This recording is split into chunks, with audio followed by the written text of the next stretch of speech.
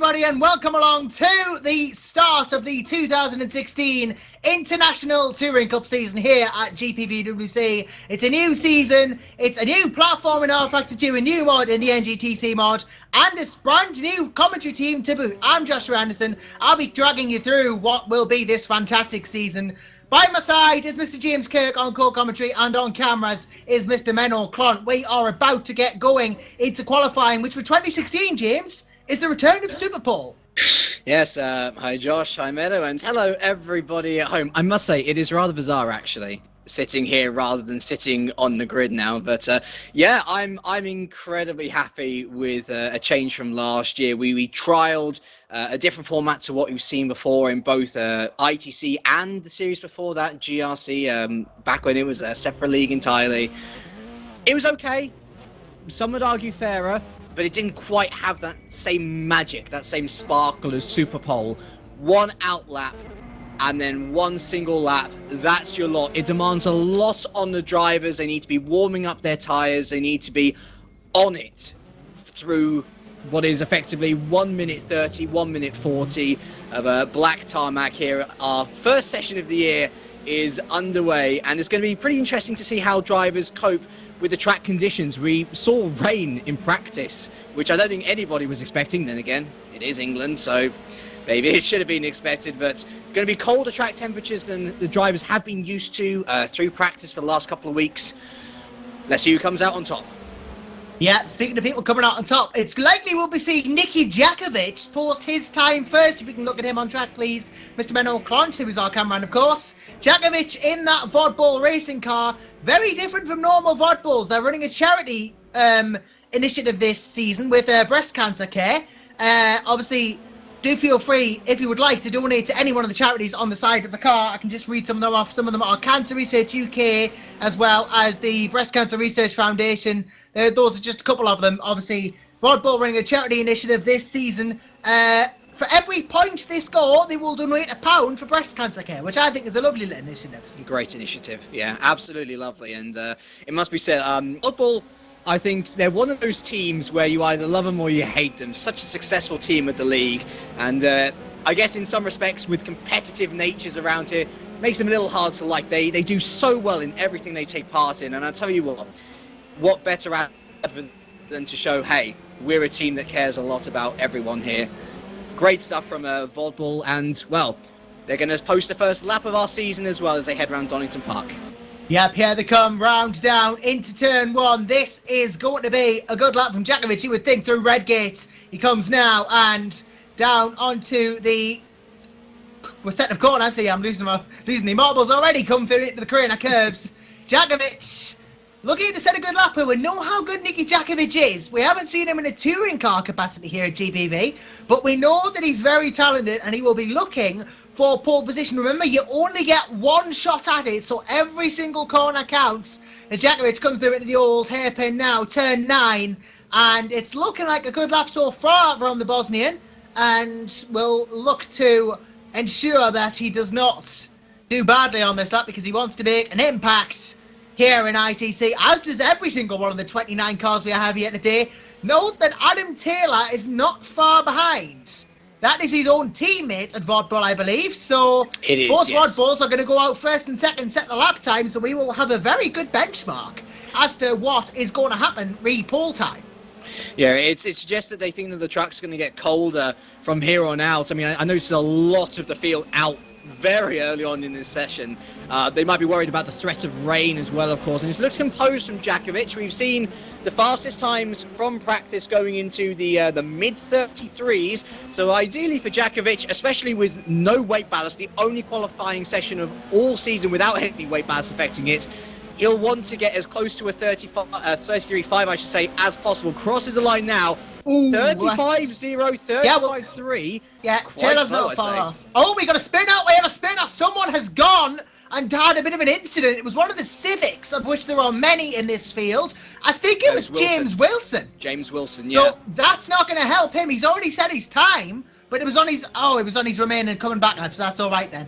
But oh no, hang on, James Wilson hasn't actually set his lap. That was on his lap.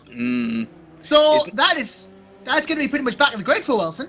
Indeed, and actually, while we were looking at that spinner, Nicky Jakovic, he did set a 1:35.0, was the fastest, and it looks like 35s, high 34s, what we're going to be looking at for the fastest times. Chris Shepherd has usurped him by 3/10 of 1:34.7, and it looks like Adrian Holm as well has had a bit of trouble on his lap, a 1:38.3, so a lot of drivers running into a lot of problems here on the first super lap first super pole session of the year, I should say. And look at Daniel Brewer there as well, another Honda going up into P2. So the Hondas so far proving to be pretty successful, and a lot of spins as well. Very bizarre.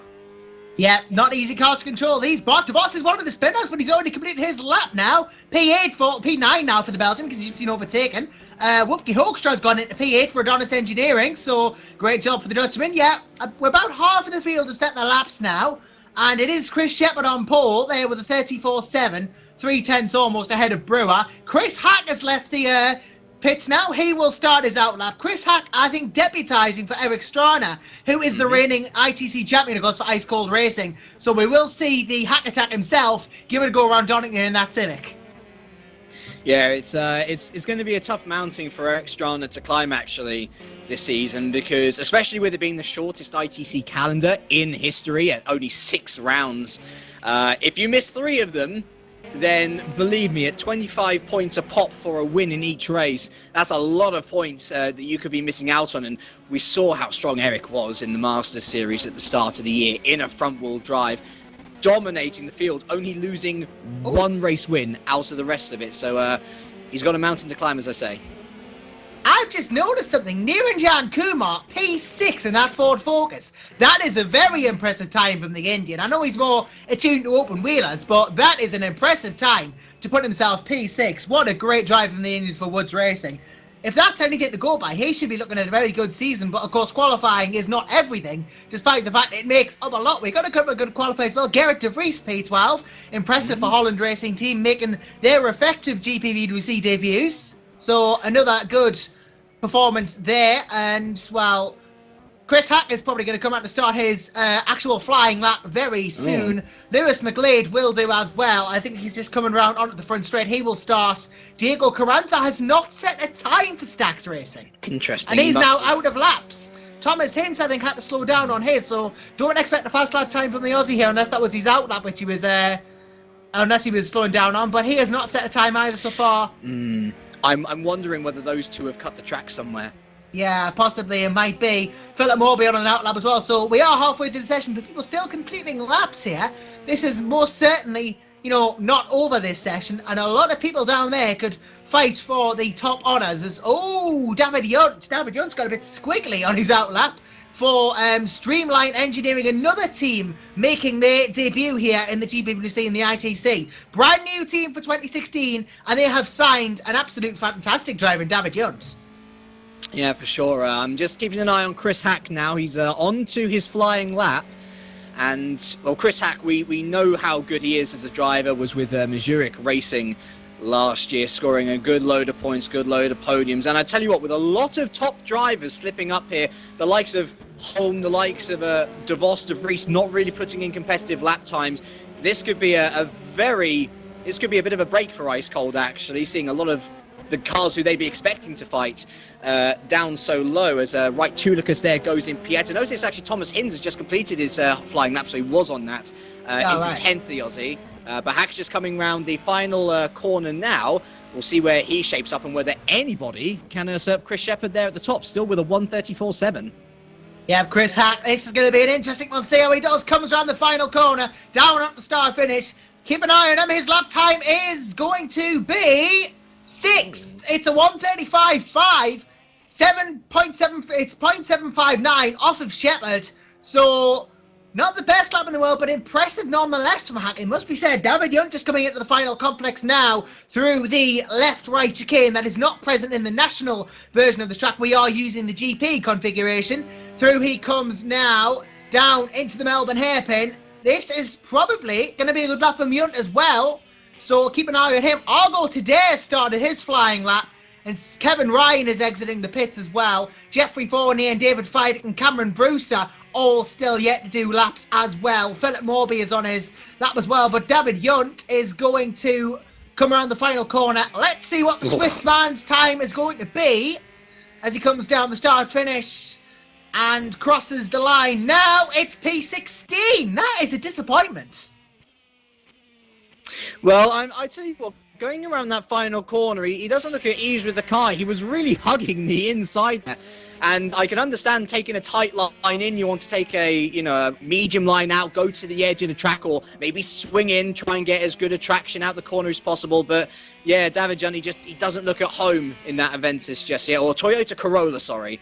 I know it's labelled as an Avensis, but it is based off a Corolla anyway, as I noticed Lewis McGlade as well there, going into 10th at 1:35.9. Thomas Hinz has just been disqualified from the session for doing too many laps. So he's gone from 9th to out of the session. That won't help the face for the Aussie. That is an unfortunate thing to happen. And that's really weird as well, because he pulled into the pits all fine. He had P9, so I don't know whether that'll be reinstated. I mean, there is an un-DQ command in R-Factor 2, which can be toggled. But I don't know whether it's going to happen. Argo today is just coming around the final corner now, actually. So this is what to watch the eval driver. He is quite good indeed today. What's his time going to be as he comes down the start finish? It's 12th. 1:36.266 does the Estonian Kevin Ryan for Hinz Motorsport. Is going to start his lap time now. Jeffrey Fournier, David Feidick and Cam Brewster all yet to do laps. Mark Wicks for Kernow Sport is on his. Again, another driver who can be quite good on his day. What fascinates me though, Josh, is that we haven't had rain, and these drivers who have been patient and waited until the end of the session, they're going to have the best track conditions possible, because there's a lot of rubber that has been put down now after the rain which we had in practice. So arguably the likes of Fournier, Brewster, Feidick, all who have not put in laps, you'd say that they're probably the best ones to be in with a shot of getting into, if not the top 10, then certainly into the top 15. And to be fair, it makes Chris Shepherd's time of 1:34.7 all the more impressive, the fact that he did that at the very start of the session when the temperatures were at their coldest and the track was as little rubbered in as it could be. Yeah, I mean, it's at these closing points of the session where everyone's done laps that you want to wait for the best possible track in the rubber. You know, sometimes it's a viable strategy. I know I always used to go out at the end in qualifying. I almost became internet famous for it, but it's more of a viable strategy when you have real road and R-Factor 2. Kevin Ryan is just going to come around the Melbourne hairpin now for Hinz Motorsport. Almost quite fitting that an Australian team go around the Australian named corner, but he's going to come around the final corner, Goddard's, very soon is Kevin Ryan. I think he showed good pace in practice, actually. He's up there, so don't count him out for top 10, Kevin Ryan. If he can get this good lap, he runs slightly wide there coming out of the exit, but it's going to count for now, his pole time. I say it's going to be a pole time, is actually P6 time. That is impressive, actually. P6 for Kevin Ryan to be there. Mark Wicks is going to come round as well. When he finished, he's actually already done that 1:37.2. Cameron Brewster is going to start his soon. David Feidick has not actually left the garage yet, but Jeffrey Fournier has. So Fournier is going to start his out lap now. Brewster is coming around the final corner to start his flying lap, and David Feidick hasn't even got to the track yet. You know, if I was Epic team boss Lee Davidson, I'd be quietly confident. I think Epic might get a 1-2 here as Cameron Brewster starts his flying lap for the day. But, you know, we know how fast Fournier has been in the past, a growing influence in GPVWC over the last couple of seasons. I think he took a pole position somewhere, definitely taken podiums in the ITC, that's for sure. And, well, there's a 3/10 gap still between first and second, Shepherd and Brewer. I think that's a snuggly little hole which the Frenchman can fit into. We shall wait and see, though, as we keep our eyes on Brewster. Yeah, and I'll tell you something. David Feidick now, I don't think, unless he's coming out, oh, you know what he's doing? He's doing an Anderson. David Feidick is doing an Anderson. He's going out at the last possible moment to do his flying lap. That's what he's doing. Oh, I heard an oh. Oh, Brewster on two wheels apparently. Now he's gone off. Brewster loses it slightly through there. Not fantastic for the Englishman, and it is not looking as good as it was for him now. Very talented in touring cars, but getting a little bit slippy in that front wheel drive. Jeffrey Fournier obviously coming out now. David Feidick, barring a mistake, should be the last one to get a lap done here in this session. But Cameron Brewster now is just coming around, I think, into the Melbourne hairpin again. Jeffrey Fournier has not even started his lap yet. He will be coming round into Goddard's to do that. And David Feidig isn't, he's actually all the way back in down at McLean's. Yeah, but Fournier is going to... I'm just going to say, we're looking at Brewster here. He's literally about to finish his lap, although I think he is slowed down massively so, and I think he's going to pull into the pit series. Off to not set time. Which is odd to me, though, because even if you set a time, you'd be going ahead of the likes of Wilson, Carantha.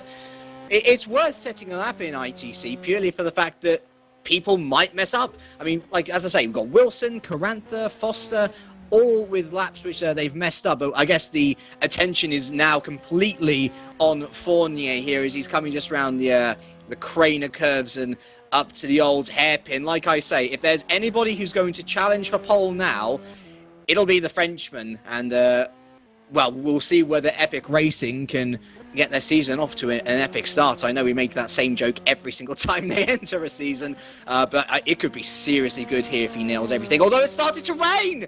Oh dear! Curveball, little rain on the track. This might... Yep. I tell you what, that's not going to benefit David Feidig, who will be last to complete his lap. He's done in Anderson, and it might not have benefited Fournier on 2 wheels. That's how desperate he's getting to get to the finish line now. Is the rain going to catch the Frenchman out here? It has come at the worst possible time for him because he's just about to complete his lap.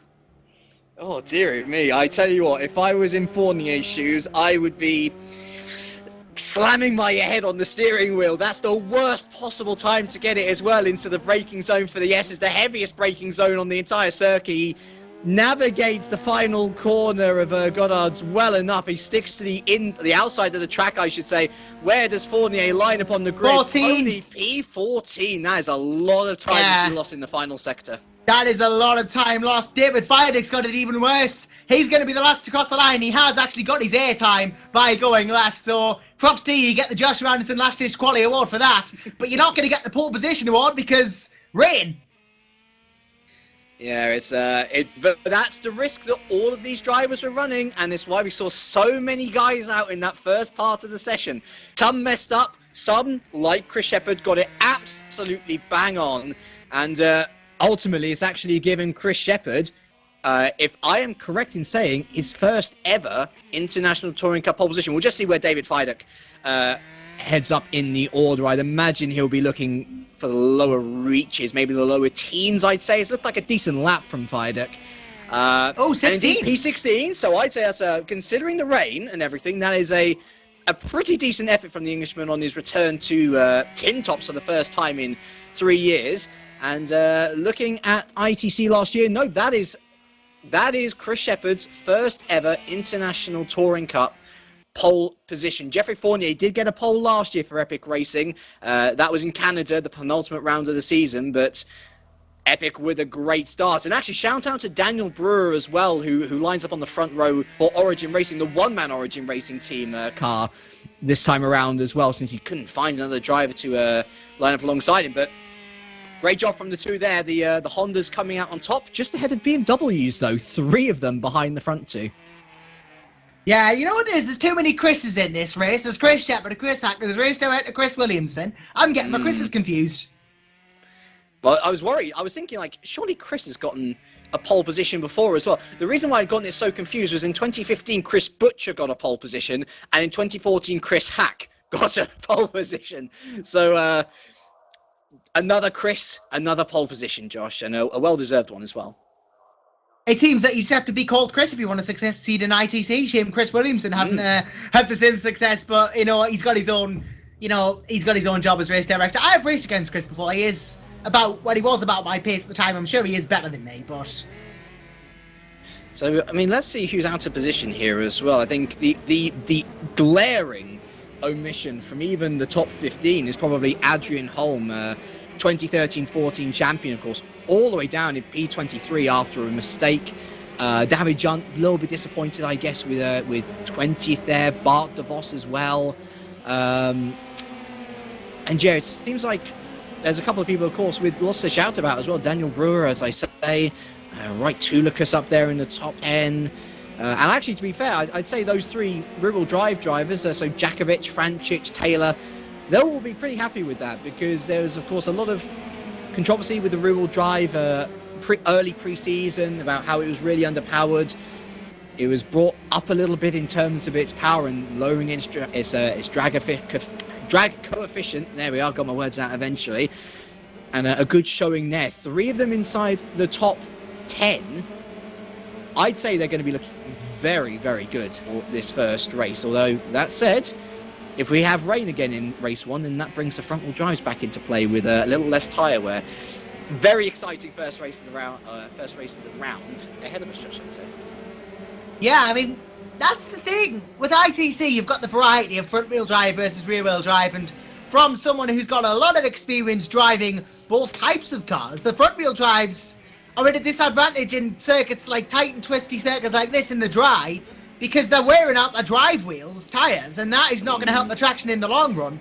But rear-wheel drives at longer circuits don't have the top speed the fronts do, and that's where they come into contention, especially in the wet as well, because it reduces the tyre wear. And the rear-wheel drives, it is a lot harder to control them in the wet than it is front-wheel drives in terms of oversteer. So each car and each drive has its own advantages and disadvantages, and the combination in ITC is always made for exciting racing.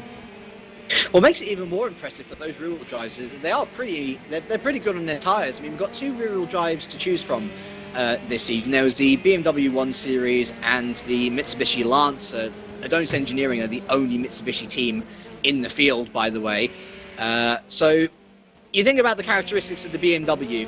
Good on its tyres, short wheelbase, so good around nippy circuits, but out of all the cars on that track, which I was expecting, if at all, to have any sort of issues in terms of spinning, it would have been the rear-wheel drive, because it doesn't have the same stable base as the Lancer. It would have been struggling with the cool conditions as well. So props to Jakovic, Francic and Taylor. Oh, I think we might have had a bit of a connection blip with Mr. James Kirk there, unfortunately. But yeah, we were just talking about how the rear-wheel drives are quite impressive for being up where they are, and the likes of that. So yeah, I mean, it is an interesting balance you have to strike sometimes. We're not the pros and cons of front-wheel drive and rear-wheel drive, but nonetheless, we do have a boatload of cars here all ready to go, and we have unfortunately dropped Mr. James Kirk. So he'll be back with us shortly, definitely back for the start of the first race of the evening. So, yeah, we can have all the fun and games we want when we get him back. But it's not nearly as fun without a co-commentator. I try to be fun and entertaining because, well, ITC is a bit of a fun series, to be honest, because of the race format, the amount of chances you get. It's touring cars, when are touring cars not fun?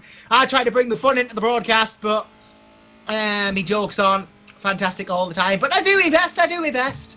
And I'm sure that all the drivers will be doing their best out there on the track to get the first win of the season. And I'm actually going to drop over to our cameraman, Mr. Menno Klont, at this point, just to get your general... Well, how are you feeling ahead of this race? Because you've actually got a team here in Adonis Engineering, so as a team manager and cameraman at the same time, it must be pretty interesting to be able to watch this race and direct where we're looking.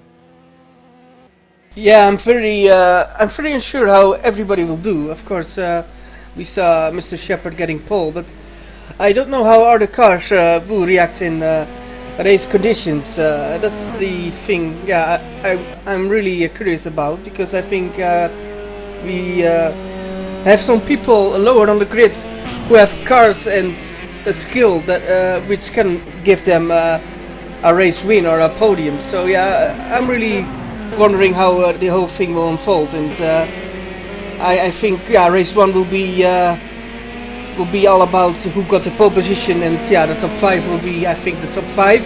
But race 2 and 3, we shall see how that will unfold. And of course, with rain, we can't say what happens. And we of course know that the great Ayrton Senna had a massive first lap here in 93. So hopefully we can see something like that with or without rain. Would be quite spectacular. But overall I don't know what we will see. But the pole man is of course looks very good. As we just get Mr. James Kirk back with us right before the race. Good timing, must be said. Oh, you don't say. I've got to rejoin the server again. It's great. Oh. See, this is another reason why I'm not taking part this season. Because we'd have problems before we even got to the first turn. It's like, oh no, my unluckiness continues. But Yeah. yes, what have you guys been talking about? Have we been predicting or? Yeah, we haven't got the predictions yet. We'll do that after we've done the grid walk. We'll do that after we've done the grid walk, and well, in true lead commentator split fashion, I think I'll do the first 15 cars on the grid, and then I'll leave you to the last 14, if that's all right, James. Oh, okay. I mean, I'll try and. That was a blast from the past. We'll bring it back. So bring it back, sure. Yeah, I mean, we brought Superpole back, so can't be much worse. But Superpole is good. Superpole is good, We've already seen a completely mixed up session. And we saw the effect that the rain had near the end as well, messing up Fournier and Fidux's lap. So I'd say welcome back, Superpole. You've shown exactly why we miss you. Yeah, I love Superpole. Gives me a chance to be on broadcast for a change. Except as the commentator, I meant as the driver. I don't need to because I'm so slow. Oh, you're not that bad. Not in our Factor 2 race anyway. I have come on. I mean, admittedly, but I don't like overplay my talents too much, I'm more at home in the comments box. It's just what I do, But yeah, we're gonna get going to the race one very soon. We'll all be doing our predictions afterwards. But for now,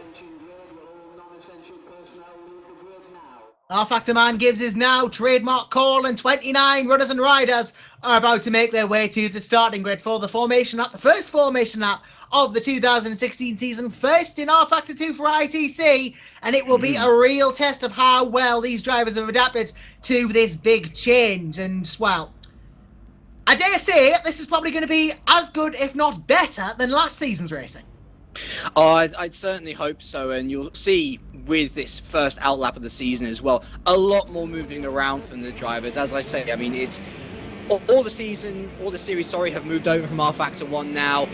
ITC the last of them, and this is going to be a big shift for a lot of drivers who've only done touring car driving with R Factor 1. We'll see how they cope. Hopefully everything will be clean.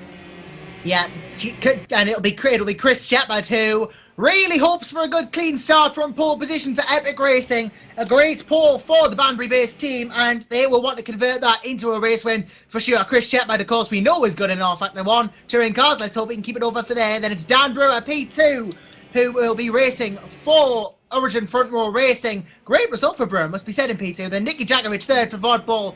David Franchich, fourth for Holland Racing Team. Fifth, Adam Taylor for Vodball Racing. Then Kevin Ryan, sixth for Hinds Motorsport. Chris Hack starts row 4 for Ice Cold Racing. Then it's Niranjan Kumar, P8 for Woods Racing. Then it's Ebal Sim Racing Team's Thomas Coriala. Welcome back to the league, Thomas, P9. Then it's Wright Tunicus, P10 in the Honda Civic for Kernow Sport. Lewis McGlade starts on row 6 for Ice Cold Racing. And then it's Sven de Vries, P12 for Adonis. I'll go today, 13th for Ebal Sim Racing Team. Then Jeffrey Fournier, 14th for Epic Racing. And 15th is Whoopke Hoekstra in the other Adonis. James, take it away. Making his debut in the ITC with Hinds Motorsport, David Fiduk, multiple race winner. As I just noticed, rain has started coming down again. So, again, the conditions change. Bart de Vos, in stark contrast, a very experienced campaigner in the ITC, P17 for Enterprise GP. Tobias Olsen, actually a lot further down the order than we were expecting. Olsen, very fast driver for Aurora Motorsports. Mark Wicks is P19 for Kernow Sport, and rounding out the top 20, David Jump for Streamline Engineering. We then have Gerrit de Vries for Holland Racing Team, P21, with Philip Morby on his return to the series, P22 for Zedric Racing. Adrian Holm, 2013-14 champion, all the way back in P23 for Enterprise GP, with Carlos Andres Ladine, who has made a very good impact in World GT this season. We'll see how he does with Stax Racing in P24. James Wilson on his debut in the season. He's done well in Super Cup so far. We'll see how he fares up in touring cars now. P25 for Aurora Motorsports. Diego Carranza, the Stax teammate to Ladine, P26. We then have Thomas Hinds, a bit disappointing for him as well, P27, all the way down there for Woods Racing. Cameron Brewster, P28 after reporting his lap for Zedric Racing. And rounding out the grid for Streamline Engineering is Dominic Foster in P29. And I noticed Thomas Hinds already having troubles. He's lost his front bumper after crashing into something. So a real shame there for Thomas. That's not good for Hinsey. I don't think we have time to do race one winner predictions now, unfortunately, but we do have time to look to the grid as we get ready to go here at Donington Park. Drivers lining up, waiting for the lights. We have 1 light, 2 lights, 3 lights, 4 lights, 5 lights. For the first time in 2016, and ITC is underway.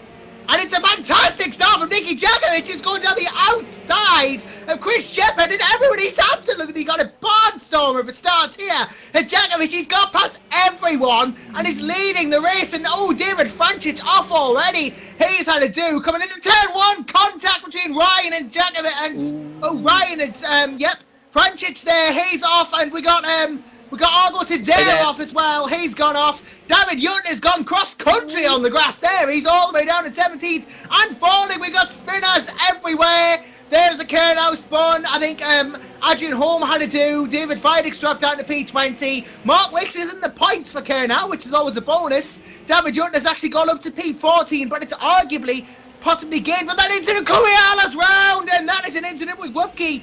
Hoekstra there, Thomas Coriala on his return has gone round, and that is not good. Adrian Holmes had to dive out the way to get past him. Frantic start. He's crashed into the. He's clashed with Coriala, but it's nothing massive's happened. Chris Shepherd's dropping down the order. Round he goes, and Kevin Ryan incident as well. Wow, and rain as well. I can't keep up. Listen, it's massively affected the racing. Everyone, I guarantee you, is on soft tyres here. Maybe with the exception of Jakovic. If there are people out there with no soft tyres on, they are going to be diving into the pits this first lap, because it is absolute chaos out there. I've just noticed as well, Hinsey has retired, so he didn't even get to take the start. That's even more unfortunate for the Australian. That is not going to help things. But Nicky Jakovic, amongst the chaos, has pulled out a 1 second lead over his teammate Adam Taylor. Vodbo 1-2 to start this second lap. Then it's Daniel Brewer for Origin Front Row Racing. Then Chris Hack, who has got 2 places up on his start. Sven de Vries has had a lightning start into P5. What a start for the American. Yeah, I tell you what, Kumar's done as well to avoid all the carnage. David Francic, after being hit off their first corner, back up there in P7. I think the best start out of everyone so far has to shortly go to David Yunt, starting all the way down in P20, up to P9 already, the switch driver. And it just goes to show, if you stay out of trouble on the first lap in any race in the International Touring Cup, you are bound to gain a couple of positions. And especially with the rain, Yunt has benefited massively. Speaking of rain, Lewis McGlade in the pits has switched to wet, to my belief. That will be the test, really, of whether it's worth it. It's quite early, considering the rate to be switching to wet, but Lewis obviously thinks he knows what he's doing here. He is last anyway, so there's nothing to be lost. And Chris Shepherd has not changed. He is still on slicks, so Jeffrey Fournier, Dominic Foster, all the cars ahead are on those. Kumar's been off at the S's, sorry, he's lost 2 positions to Francic and Olsen there further actually, up the road. I think Adrian Holmes on the wet as well, and he's in P14. So another one to keep an eye on. David Yunt, I think, is on the wet and has had a bit of a clouding moment there with Niranjan Kumar. But David Yunt on the wet as well, one to note. But yeah, those are the only couple apart from, I think Taylor and Jakovic are on either the mediums or something else. I think they've got to be on the west. Surely, David Yunt, they're getting back past Niranjan Kumar. They've got to be on the west, haven't they? McLean out, doesn't even get to do his tyres. He is out with suspension problems. That is him retired from the race. But this battle for P3 has just got a bit more interesting. Chris Hack is on the back of Daniel Brewer. It's Civic versus Civic in the horsepower stakes, but driver-wise, it could not be more different. Yeah, Chris Hack, of course. We were talking about that pole position he got back in 2014. Experienced driver. Daniel Brewer, quite new to these tin tops here today with GPVWC at least. He's not enjoyed the most perfect of Super League seasons, we'll say, but the lad has a lot of talent. He's got a lot of speed, and he's showing a calm head here today in what I must say is a beautifully liveried Origin car. He's got a real job on his hands here today, though. 4 seconds behind Taylor. Chris Hack all up in his rearview mirrors. We've got a couple of trains going on already. Sven de Vries leading one through P6, 7, 8, 9 and 10. And then Argo today's got a huge one. 12, 13, 14th, all the way back to 16th with Curiala just outside the points. But speaking of today, he's under threat from Adrian Holm here at P11, which is going to be an interesting one. Adrian Holm on the outside coming into the chicane here. Not the ideal line for this Swede, but he's got pushed down a bit there, but nothing that is illegal, but he's going to get the cut back on today. What a move. And DeVos as well. On DeVos as well. He got double enterprise because of one mistake. That's great stuff from Adrian. I tell you what, today really running him out to dry, just barely legal. But he compromised his entrance into the S's. He compromised his exit, therefore. And the Sue Enterprises benefit greatly, and Adrian Hall actually having a very good race from the lower 20s up until 11th now. Watch David Franchich here. He's given Sven de Vries some food for thought, some Croatian food for thought, perhaps. He's not going to try it to turn one. No, he's smarter than that, but he's going to line himself up and give the American a little something to think about, tell him, hey, I'm here and I'm here for P5. But then again, Tobias Olsen and David Yutt are both back there as well. So if any mistakes happen between de Vries and Franchich, those two are there to snap the positions up. And you know what? This is so beautiful as well. Lancer, BMW, Honda, Toyota, 4 completely and a Ford different behind cars. them. And a Ford behind them. 5 completely different cars, all in with a chance of good points in. Look at Franchich flying around the crane of curves up to the old hairpin here. He is... I tell you what, he needs to get on it now because Olsen, as we were saying, he's one of the fastest in practice. The rain seems to have just gotten off a little bit. Oh, he's going for it! He's going for it! You know what? That is exactly what Franchich needed to avoid. He needed to get past de Vries as quickly Yeah. as possible. Oh, and now he's Yunt. going to be double teamed here. Here comes David Yunt up the inside. He's going to be on the outside for the S's though. Oh, lordy, Ahead lordy. zone. Oh dear, I think that Franchich is just going to have this. Oh. Yes, he is. That's good defending from the Croatian, but he needs to get on it now because, well, Olsen's going to start to stream ahead, I reckon. Really start to attack de Vries with that better traction. It is very scary when you got 4 cars going in one chicane like that. Luckily, it's all worked out all right for Tobias Olsen. David Yunt not getting the traction he wanted. He will have to yield for now. But someone who's not wanting to yield is Chris Hack, who's going to have a go down the start finish. And you think he wants P3 here. And, well, if he doesn't get it, he's going to be really livid because he's got the drive. But the Civics are the same car, of course, same power. He doesn't have any power advantage. He's going to have to use his own skill and wit to get through on Brewer here. And Brewer is not making Chris Hack's life easy. It's okay, Josh. We're straining both. We're both straining here. I can understand the excitement and all that.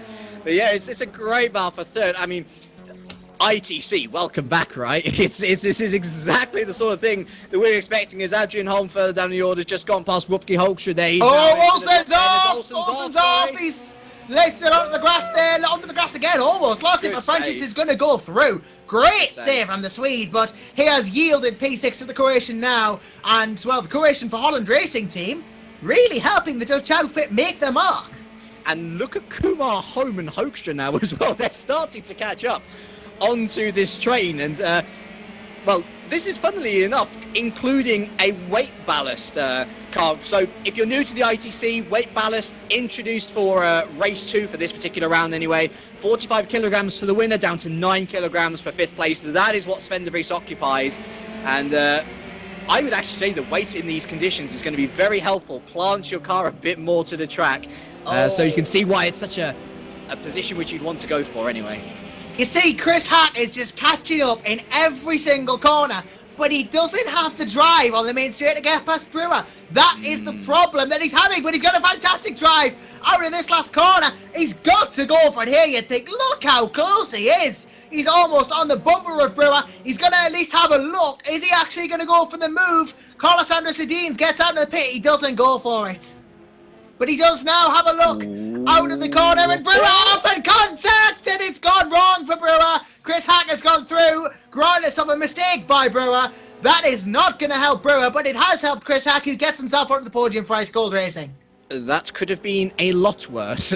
I mean, yeah, it could have been terrible. Worse for both drivers. So great save from both drivers involved, and I think ultimately Brewer a spirited defence, but Chris Hack clearly the faster driver, and I think he's nowhere near first and second now, but he's going to try his best to eat into that lead. Yeah, I mean, look at this. Sorry, Franchich and Olsen. Oh, Kumar has a little do as well. Yes, good shout. Good shout. Yeah. But Kumar, oh god, the banging wheels here. God, look at this, Olsen and Franchich. I hope that this is going to get interesting, very spicy, especially when you consider David Yunt is going to have a go as well. The Swiss really wants to take advantage of the chaos that has manifested itself. And he's not going to go. He doesn't have the room to go for it, does he? He doesn't have the room to go for it, does he? Does he, David Yunt? He does. What a move! But Franchich hasn't given up, and oh well. I thought he had it, but he doesn't have it. He had it, and now he doesn't. But now Kumar has a chance, and both of them. My word! Look at this! Everyone's going down. Oh, Hook's around. Well, everyone going into the Melbourne hairpin at once there. It didn't quite work out for Wupke. He's down in 11th now, but Nearing down Kumar, tried to go for everyone, it didn't work. Adrian Holm is going to have a run on Yunt. This is a battle in itself. Oh dear, and actually while we were looking at all this as well, Daniel Brewer's gotten past Chris Hack again.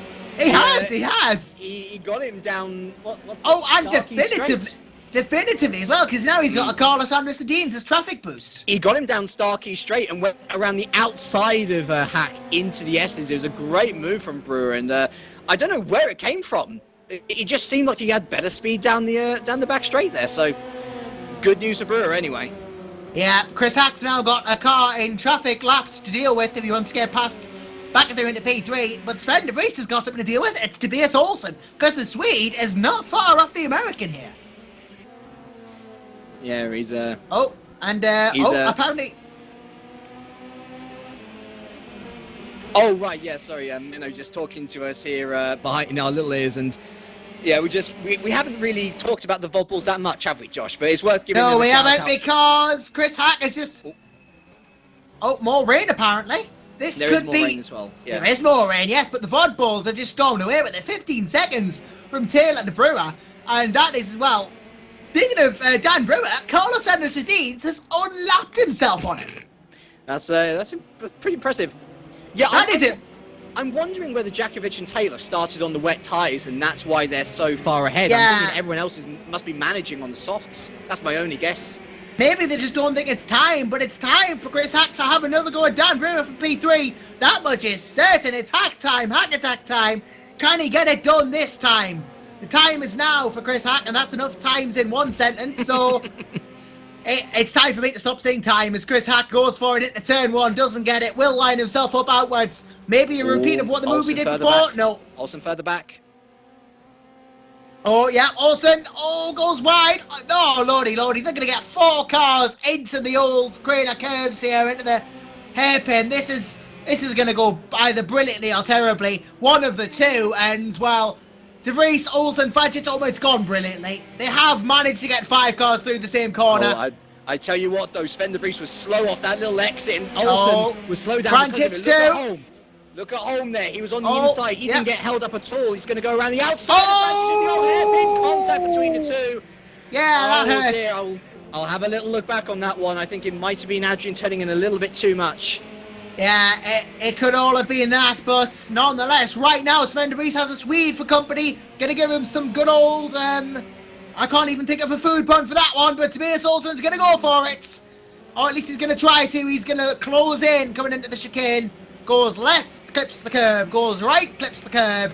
He's got an Adrian Holm, a fellow Swede behind him. Then it's the Swiss behind him of David Yunt. And then, Tobias Olsen forced right to the outside. Sven de Vries going hyper defensive there, and well, it worked. Adrian Holm!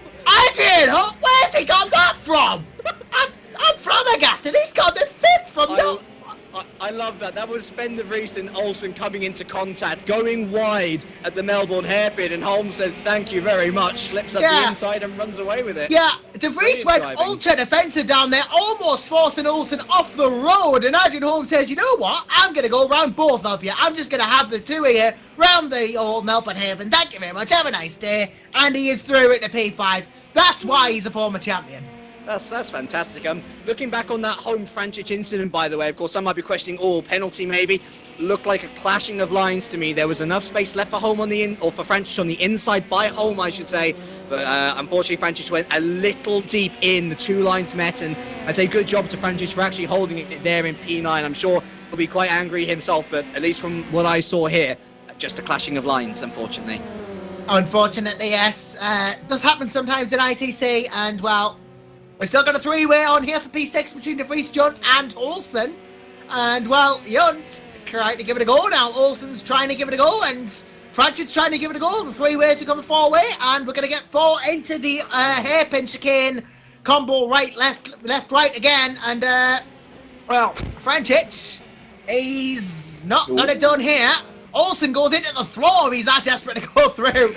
And, well, Sven de Vries holds position for now. Look how far Holm has gone up the road now. If he's not on Oh, if he's not on wet tyres, then I'd be very surprised. Junt looking around the outside of the hairpin, still not able to do anything. Fair play to David Junt as well. This has been a spectacular race from the Swiss driver, doing everything right, staying out of trouble, scoring good points so far. Yeah, bit of recon in from Mr. Matthew Wellington of all people. Both the Red Bulls, Home and Junt are on the wets, so that explains that. But I'd quite like to divert our attention to, well, actually, let's not do that because David Junt is going through. I was trying to, at least he's keeping close to the race here. Keep an eye on that 6, 7 and 8 and 9 and 10. I was going to take one back to the 2 evals of Tadeo and Coriala, but it isn't as close as this battle, so let's not bother with that because Tobias Olsen giving the Swiss David Junt a bit of pressure and a bit of stuff to think about going into the Crater Curves. You know, while we're just checking on this battle as well, it's worth keeping a little eye on Holm as well as he's looking to catch up on the top 3 as here goes Junt around the outside of the Crater Curves. If he makes this stick, that'll be a fantastic move. He tries to stay on the inside. Oh, no! Bit of argy-bargy. De Vries goes off, goes well off, goes as off can be. He's more off than an off cheese, but, well, Bartavos has gone off too. Oh, Francis completely turned against Junt as well. Whoa, what happened there? Let's have a look. David Francis, no. So, yep, they went off, Junt went off, and then Frančić, he just moves a little bit too left. Junt goes off, him goes off. Slight misjudgment from Frančić, perhaps. Not the best move he can make. That is going to be one for the DC, for sure, but it has not benefited either driver, really. David Junt's dropped a place to Sven de Vries. Kumar is up to 7th in all this. Yeah, Olsen did really well, actually. He went through at the old hairpin. Oh, look at this. He went through. Sorry to distract you, but sorry to stop, but Adrian Holm is right on the back of Chris Hack now, and now he's in contention for the last podium place. Nicky Jakovic is on the last lap bar 1. Adrian Holm, he's not going to go for both of them. He can't go for both of them. He's going to hold behind. He's going to hold formation. He's going to wait until the time is right for a P3 opportunity.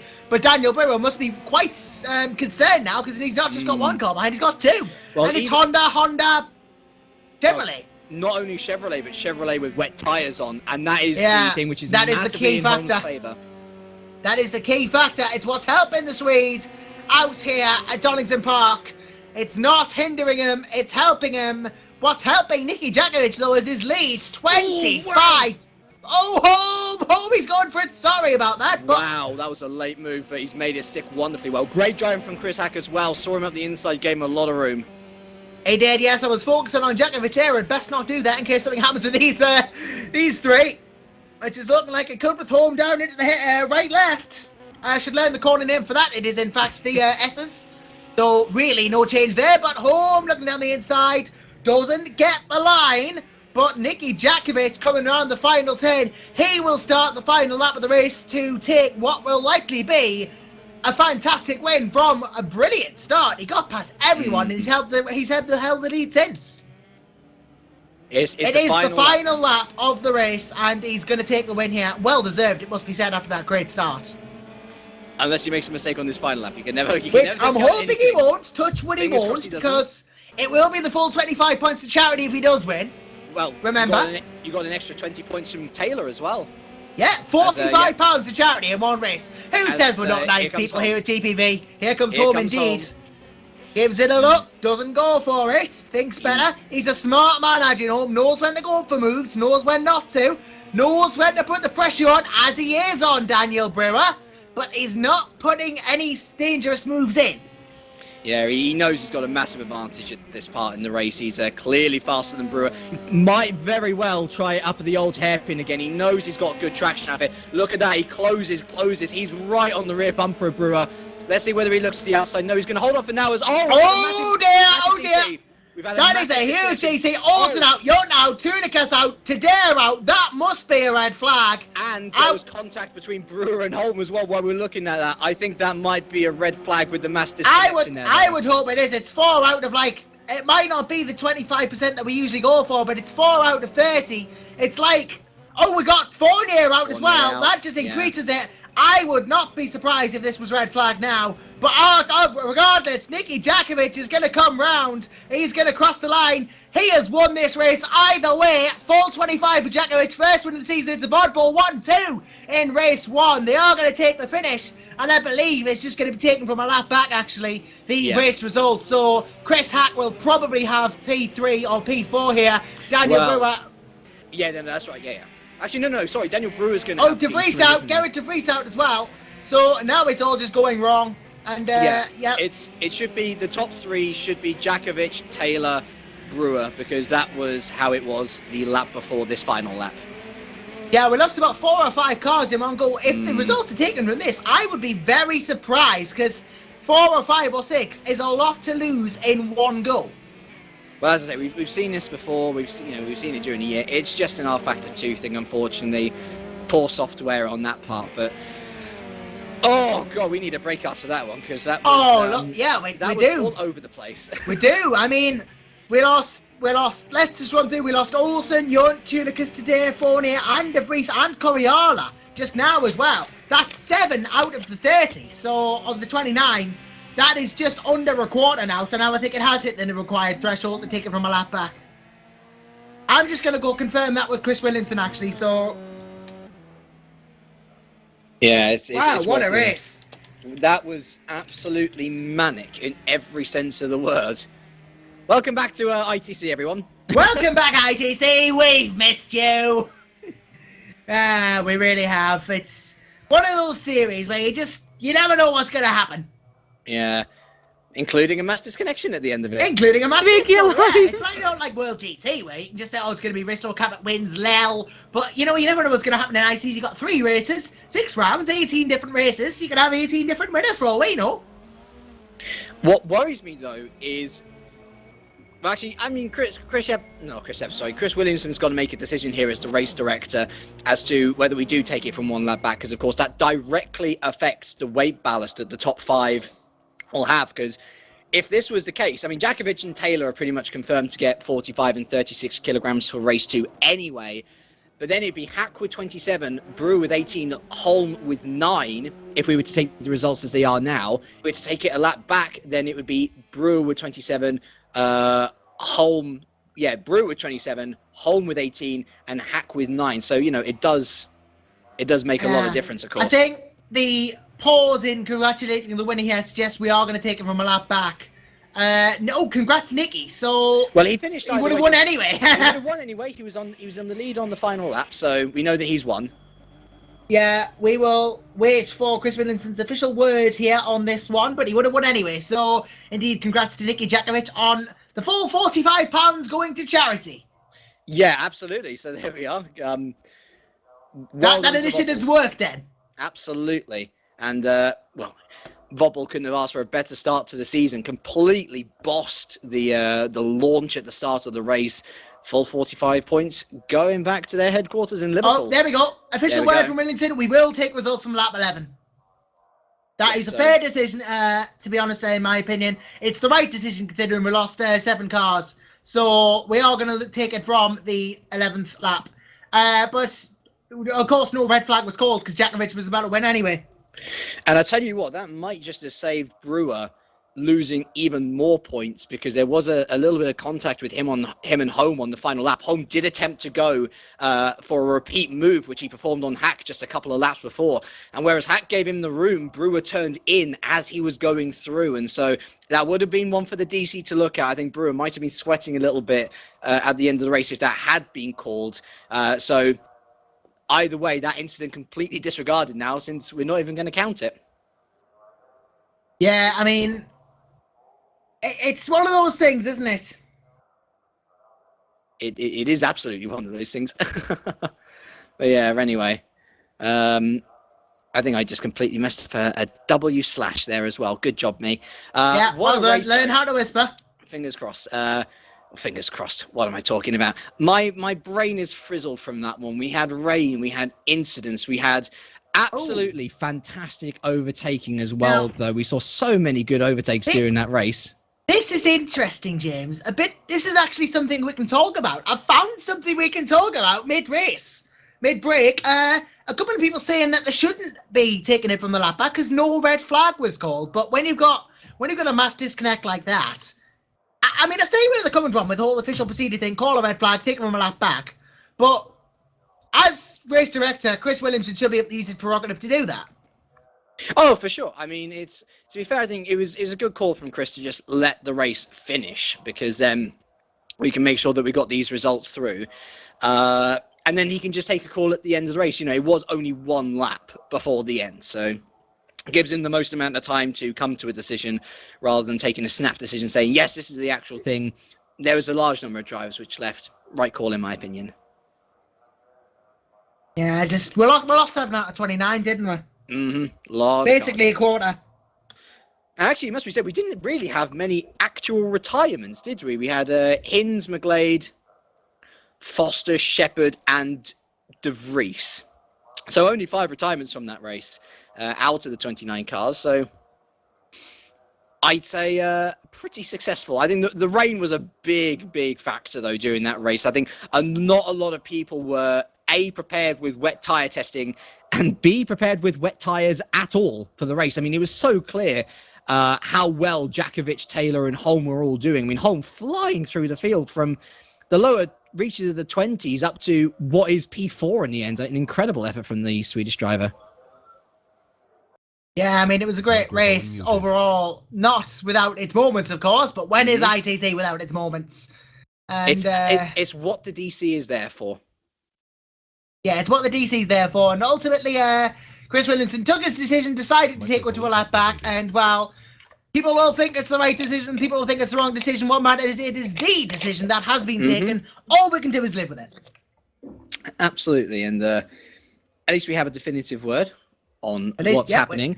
And it's always good to have a definitive word. And it does therefore confirm for us straight away who's going to be getting the weight ballast for race 2.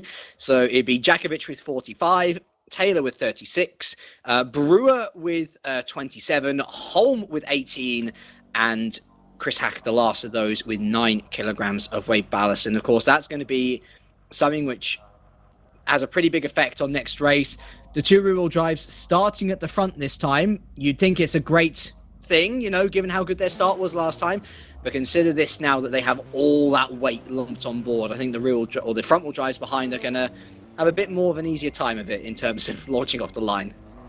Yeah, everyone will know what they're doing this time. Not like they didn't the first time, but they're more likely to know what to do this time because they've got direct experience of the track conditions. Oh, yes, and that is, they know what it's like, and knowing is half the battle. I must apologise, by the way, if there's any bits of Menno's mic coming through. Oh, there shouldn't be. I think I did inform him of how to use the push to talk, so he shouldn't be, but if there is, then we apologise for that. Yes, we apologise. We've got an AFK at the moment. So, yes, looking forward to race 2 then. What on earth can we expect from this? I mean, keep in mind, we have our pole sitter, Chris Shepherd, who's going to be starting all the way from the back, of course.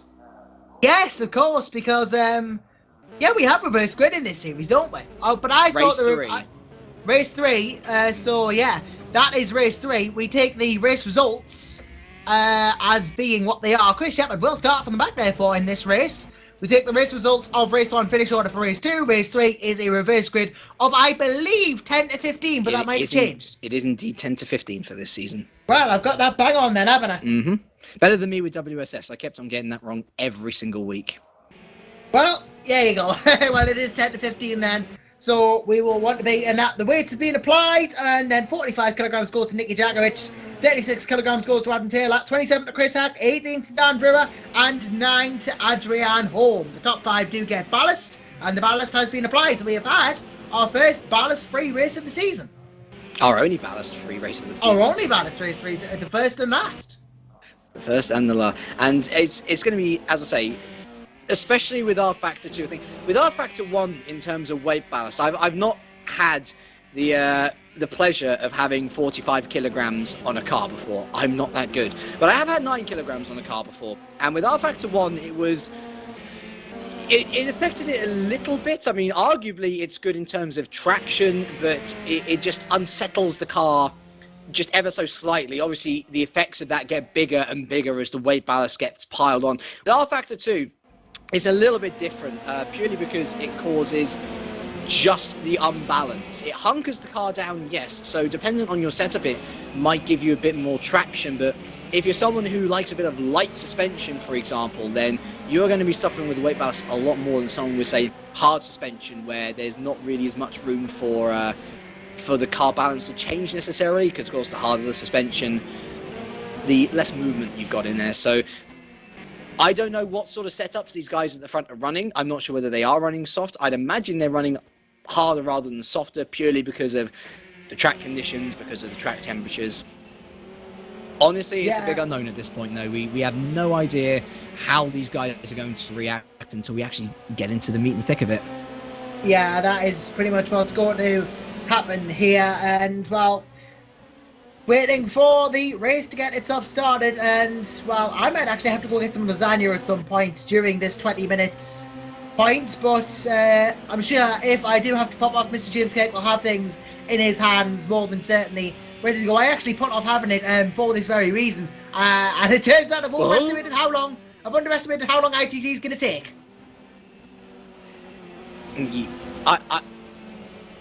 Menno's with me as well. Yeah, you've underestimated how short a time your lasagna is going to take. I think that's the big problem here. Oh yeah, I mean, I'll try and make it at the end of race 2, but obviously I should be back. I'll try. I'll just see how it goes. That's sometimes all I can do. We will clock your lap time of your lasagna. I will count the lap time and I'll get back to you with it. I'm just trying to think of an appropriate car pasta pun, but I am at a loss, unfortunately. Are you going now to get your pasta? Oh, no, I'm not having it now. I'm having it after race 2. Is that what we're talking about here? No? I'm having it after race 2. After race 2, okay, right. So that's when I'll probably hand over to you and you can keep everyone entertained. And I should be back for race 3. But well, I tell you what, it would be good if I didn't get kicked from R Factor 2's room again. Oh wow. I fear for myself in this sort of situation. I really do. It's constant connection issues, constant problems. And the pressure. When will they leave me? And the pressure being potentially the only one in the room at any given time. Well, I say any given time after race 2. So enough of food and back to the cars, because we're not commentating on food, are we? Unless we had someone with a last name come with burger. We can always give the audience food for thought. Oh yes, we can. That's what a lot of drivers do on track, which I note, of course. Always giving food for thought when you're under pressure from another person. Which is why I use the nationalities as well. I wonder what food for thought they're actually giving them. I don't know whether it would be Swedish meatballs in Adrian Holmes' case. I don't know any Croatian dishes. Answers on a postcard, please. But, it is indeed. It's cloudy with a chance of meatballs. Cloudy with a chance of meatballs, indeed. I'm sure Chris Shepard would be giving the good old egg and chips to anyone in front of him, but actually, what is the most British dish you can think of, James? Let's have a little discussion about that, because we need haggis. That's Scottish, Menno. Well, imagine you did say British dish. Yeah, I did say British. I'm not being fair here. Haggis is very Scottish. Curry. Yeah, but that has origins. That's more of an Indian origin. Well, look, in that case, fish and chips. That is the English dish. Yeah, as well as Sunday dinner. But you've got everything, haven't you? Very true. I'm just curious what the Bosnian national dish is now. I'm going to search that. I mean, Niki Jakovic is, for the record, the first Bosnian here. The first ever Bosnian winner at GPVWC as well. Won in World Sport Series, of course, earlier in the season. I have no idea what their national dish is or what sort of food they eat there. I mean, they probably eat just like everybody else, but not like cannibals. I mean, like, you know, they eat the same things as everyone else, but I wouldn't have any idea about what sort of national tastes they have. I can tell you what the national dish of Bosnia is. What is? I can't pronounce it, but I'll pop it in the chat for you, James. You know, that'd be great if I could access chat. I'll just put it in the green room chat for you. That is the Bosnian national dish. I think it's pronounced Chevapi or something like that. We'll have to ask Nikki. But oh, apparently Matthew Allen says look no further than scones for British, or scones if you're posh. So yeah, obviously things. But the Bosnian national dish is a grilled dish of minced meat, a type of skinless sausage found traditionally in the countries of southeastern Europe, and they are considered a national dish in Bosnia and Herzegovina. So, yeah. That sounds nice. So, deconstructed sausage. but they're often served with chopped onion, sour cream, kajmak, caviar, feta cheese, minced red pepper, and salt. So you get a lot with it. That sounds really nice, actually. Oh, Tom Jacobs says pasty in the in the comments. That's the northern national dish. It is the northern national. It's, you know, have a good pasty, but you know, it's. I have a good cheese and onion pasty from Greg's in that. Actually, I'm not as big a fan of a cheese and onion pasty as they do the cheese and onion rolls up here in Newcastle. I love a good sausage roll myself. Yeah, personally. I'm obviously being vegetarian myself. I can't eat sausage rolls, so I know the good old Simon Smith is the good sausage roll. He loves a good sausage curd as well. Smithy loves sausage rolls. Just yeah, we miss you, sausages in Smithy. general. Just say if you're watching, which you're probably not. Hi. But yeah, we miss him. We miss all the fun that he brings. But I do my best, and yeah, I don't know whether it's just a northern thing, Greg's cheese rolls, but they're nicer than the pasties because they put the cream cheese in. Some people will have you believe that they don't eat cheese and onion pasties, but secretly at home at lunchtime every Saturday, Southerners will eat cheese and onion pasties. That's a true fact. From Menno, we in Holland like frikandel. Don't know whether I butchered the pronunciation of that or not. Yeah, it's frikandels. Yeah. Frikandels, there you go. Yeah, and what actually is frikandels? That's like what is a frikandel? That's like a long thing. A long thing. Yeah, how do you say it? It's like a sausage, but yeah, it's a frikandel. And all right, well, it's a long thing then, okay? Yeah, you should Google it. I cannot really say what it is, but yeah, I know that my mate Terence Gretsch likes frikandels, so I needed to say that. You of course you all know Terence, but yeah. So and frikandels are very good for when you're ever in Holland and you say I want a frikandel, then you get a frikandel and you like it. It's like up here, And you do like it, like you there's do no like doubt in it. You do like it. I love myself stroop waffles. Oh yes, can't beat Love a stroop waffle. a good stroop waffle. Yeah, you can't beat a stroop waffle, especially with a nice cup of coffee. You put it over the coffee, it melts. It's all wonderful, and it's like, yeah. Also, I live near a place, or an accessible place to me is a place called Greenwich, a really good historical town. If you ever have a chance to go there, absolutely go there. And they have this market there, which there's like Dutch pancakes. They're like mini pancakes in like a wooden boat. It's really nice. Like they do like Poffertjes. Yeah, that's the one. Yeah. Poffertjes. There you go. Also, by the way, everyone, I owe the audience an apology. I owe you an apology. I apologise. Pasties are not a northern national dish, they're the Cornish national dish. I'm being lynched in the comments for saying that. Cornish pasties, of course. Sorry, everyone. But what am I supposed to say is the northern national dish then? Pie. Pie, yes. Have a good pie and that. Yeah. You have a good pork pie. Have a good butter pie and that. It is all I'll eat in that. I know, I can't understand. That's I can the thing. understand a single thing you I know, said there. I can't do exaggerated Geordie. Not that I can understand you every day of the week anyway, but you know. Oh, there we go. That was That's a bit too freaking much. Dell. That is a freaking Dell. Oh, chips and gravy, says Lee Dividend. I'll settle for that. Funnily enough, a freaking Dell is also what people say when their laptop goes kaboom. It is, I guess. But my mother actually has a Hewlett-Packard laptop, so more like a freaking Hewlett-Packard. I apologise for my slightly colour Vanessa language there. I am drunk. Which is a change. Only 2% alcohol, though. The realness when I actually own a Dell. I know that feeling. You own a Dell? Feeling too well. Yeah, I do own a Dell. Yeah. Oh, you know. I own a Dell. Yeah. That's something like you, huh? Yeah. Oh wait, no. Oh my God. Adele. Oh, that is wonderful. Oh, by the way, everyone. In the interest of GPVWC impartiality, other personal computer suppliers are available. And well, other races will be available as we hope to get.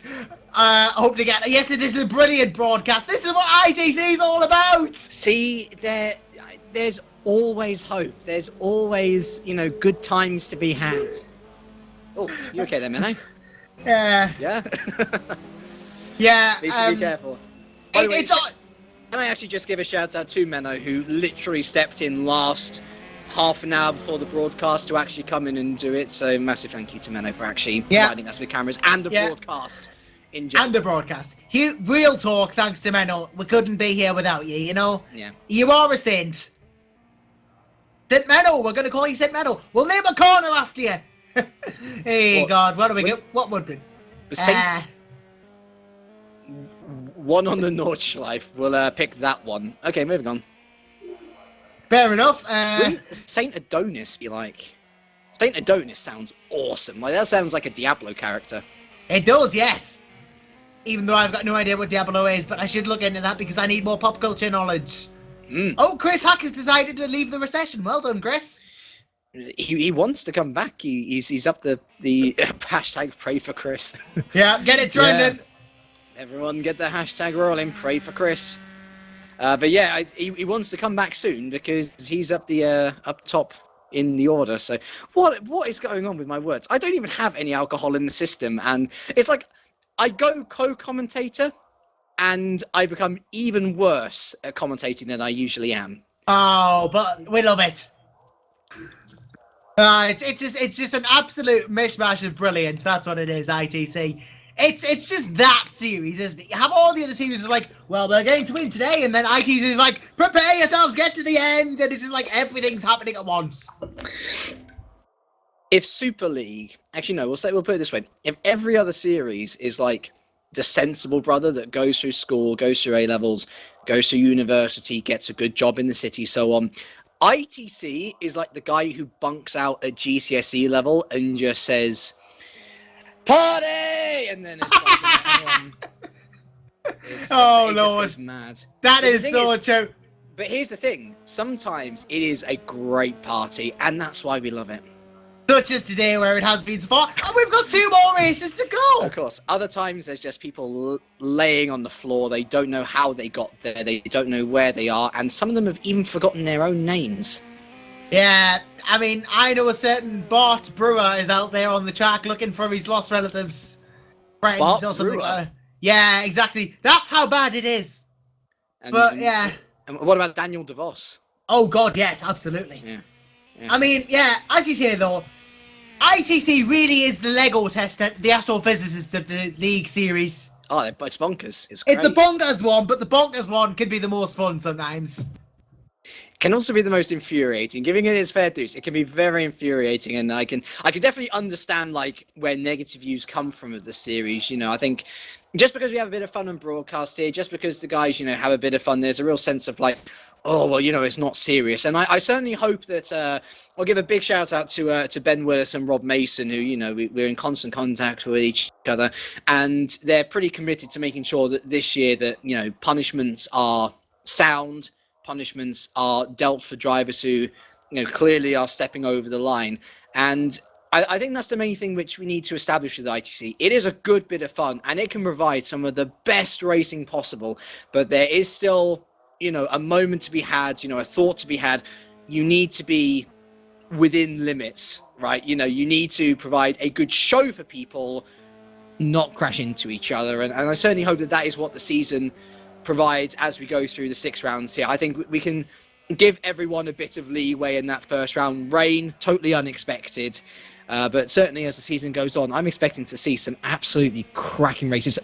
Might, dare I say, possibly some of the best racing we've seen in ITC and GRC to date. So you're definitely going to want to stick around and tune in every 2 weeks Monday to get your daily dose of, or bi-weekly dose, I should say, of touring car action.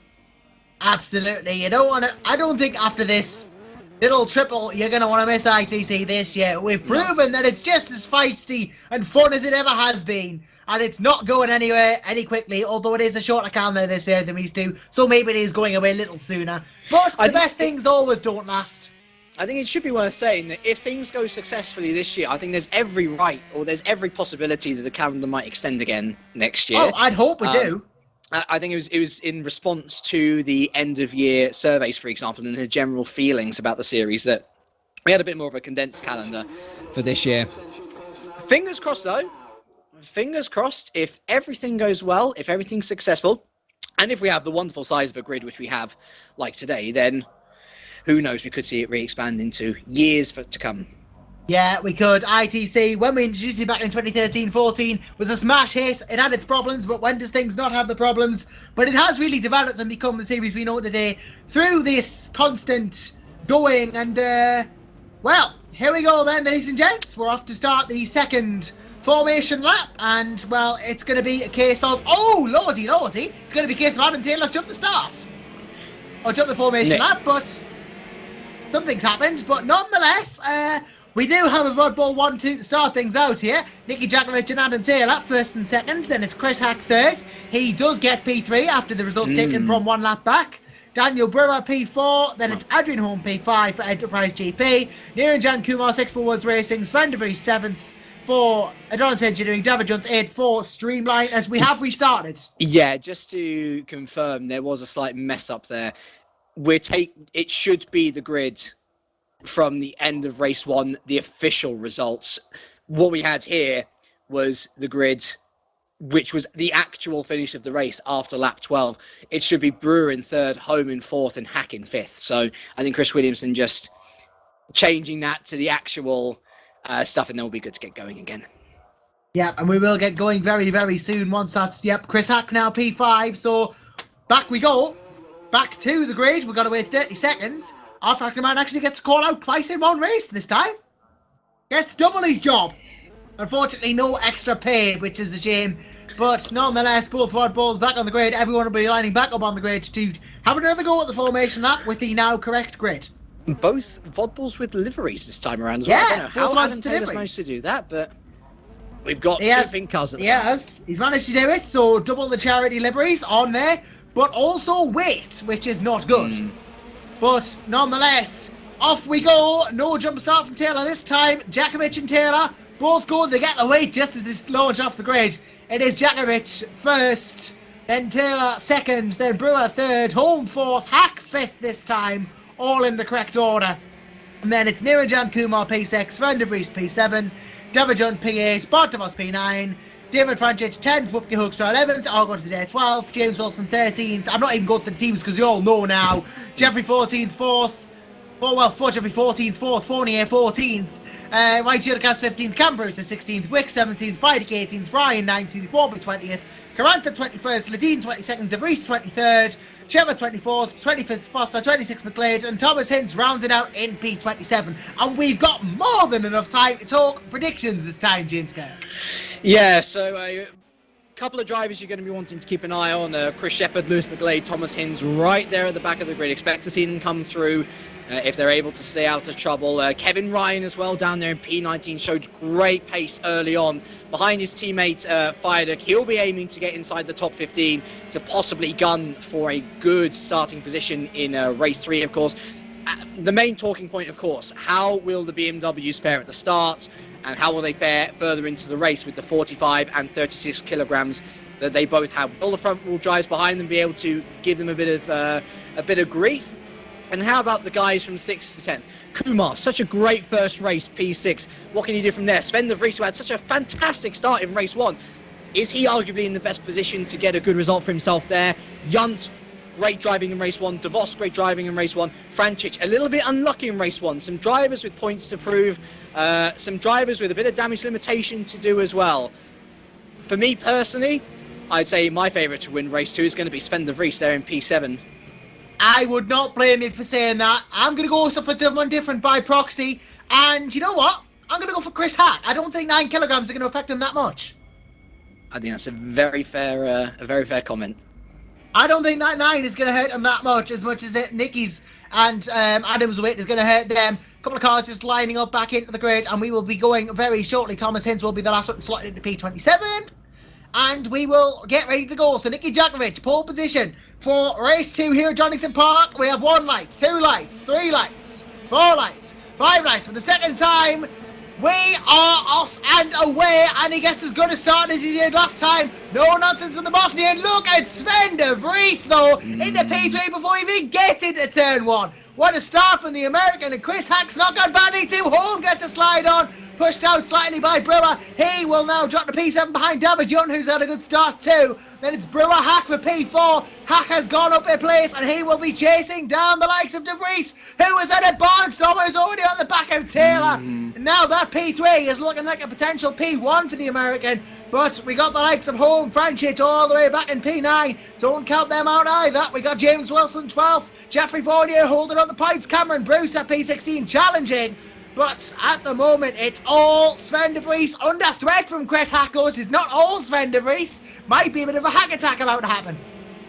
Yeah, I Sven De Vries, we were expecting that great start, especially with no weight. Oh, the question Brewer is, how too. good is that race speed? As you know, Taylor, sorry, I think he was just about to have a look there. Looking at Chris Brewer, though, he's going to attack Chris Hack. Oh! From the inside into the S's, and yes! he has made it sick. That's a good move there from Brewer. A little bit naughty at the start there, going through on Adrian Oh, Holm, Franchich! Franchich has gone past John in all this, so Swiss down one. So good starts from those guys there. Basically, the idea in these early rounds, though, is just get into a rhythm, get into a groove, and see what you can do from there. Sven De Vries seeming to get into a groove finally. As Bart De Vos, he's been off the road. He's falling right down the order into outside the points. But at the end of lap 1, Niki Jakovic leading just about ever. Sven De Vries finding a rhythm. Argo today has had a bit of a do with the final corner. He's been got past by Wookie Hook, so there's a hands off somewhere at the back. And James Wilson's having to go today for P10. Top 10 chance here for James Wilson. This could be something good. It's not going to happen yet for the Englishman. Has to yield. Look at Fournier there in P14 as well. He's doing quite a nice job as we focus. Back up on the top here. These top 3 really starting to pull away from Daniel Brewer in P4, who's still got Chris Hack to worry about. It's going to be a closer affair, and keep an eye out at the end of the race when the weight really starts to affect the tyre wear of those VOD balls. I still think Sven De Vries is in with a great Home on Hack down here. Look at this. Tries to make it work. Hack goes off the road, and Adrian Holm takes advantage of the situation to go into P5, and David Franchich has a little sneak 2 into P6. That's a nice opportunistic driving from Franchich. As I say, he just needs to keep it clean at the start of the race after a not-so-clean start to race 1. He's doing everything he needs to be in with a good chance of some good points here for Holland. Now, this is an interesting scenario here. Adam Taylor's not far behind Niki Jakovic here. Now, Vodball are in 1 and 2. Do you think they're going to let Taylor and Jakovic race here? I think they will. Vobble have never been one to just go 1-2, but there's been a couple of people off the road, I should say. Argo Tadair went off, and unfortunately near and new Kumar. Wilson gets a clout. Bashes Wilson out the way, and he takes Oakshire in that as well. A bit of argy-bargy from Tadair. A bit more argy-bargy between Voss and Fournier, because they've had a little bit of a come together there. No damage done, but getting a little bit heated. You'd see as Jeffrey uses the touring car rules to his advantage. He's giving it all sorts of stick to the Voss. And we got Tunicas Hoekstra down there as well. Nothing really happening at the front, so let's keep an eye on Tunicas Hoekstra. But off of P10, this P11 even is Whoopkie. Goes down the inside into turn 1. Well done. And Jeffrey passed De Vos as well, and now Jeffrey straight onto Tulicus as well after that little battle in the front. As I was saying, Kumar just went off with the S as well. Oh my word, Fournier off onto the grass. Twice even. He's flying French. He's using all extents of the track here. He certainly is, and he's got a good drive there out onto Starkey's, or under Starkey's bridge there, or the old bridge, as it's called now, of course, up to the old hairpin. Look on the outside. Oh, Tulicus all over the place into that. Today has a slide on. Argo's lost the position to James Wilson. That is not going to help this because Whoopkie Hoekstra onto P10, goes through and takes it. That's how you take P10. Take advantage of situations that arise, but Argo going to give it a bit of a stick here to Whoopkie. Not quite done yet. On board is not where we are, but it's where I am with Argo as well. He moves himself into P11 still. Not going forwards, not going backwards. No room at the end for P10 for Argo, but there's a room position change for P4 for Adrian Holmes on the back of Brewer. Yeah, he's right. I'm looking at Sven De Vries as well. He has fallen away at a massive pace to Jakovic and Taylor. They are absolutely dominating this round at Donington here. Over 2 seconds clear now of Sven De Vries is Jakovic. I mean, they're keeping within touch. And as long as they do that, then I think everyone behind will still have a chance to maybe go for second, go for first. But they are really showing off here for great pre-season preparation, clearly gone in. As for Adrian Holm, though, bit of a scruffy start, and I'm sure he's going to want to get payback on Brewer now for that little bit of argy-bargy into the first corner. He has a chance, not necessarily through here, but he's going to put the pressure on, as he does so well. And he's going to make Brewer think. That's all you can do in a situation like this. Make whoever's in front of you just put that little seed of doubt in their mind. And that can be enough to force a mistake sometimes as Home looks again. You see, this is what he's doing. He's putting potential doubt in Brewer's mind. He's making him know that he's there. Potentially making Brewer think, I've got to hold him off. And he's got to hold him off down this back straight. Just keep in mind as well that Home's got 9 kilograms less than Brewer, and believe me, with each 9 kilograms that goes on, it really does accentuate the effect of how unbalanced your car is. So Home with a massive advantage, just about braking there in time, not going into the back of the Brewer. But it's only lap 4 or 12. Home's got plenty of time to consider where he makes his move.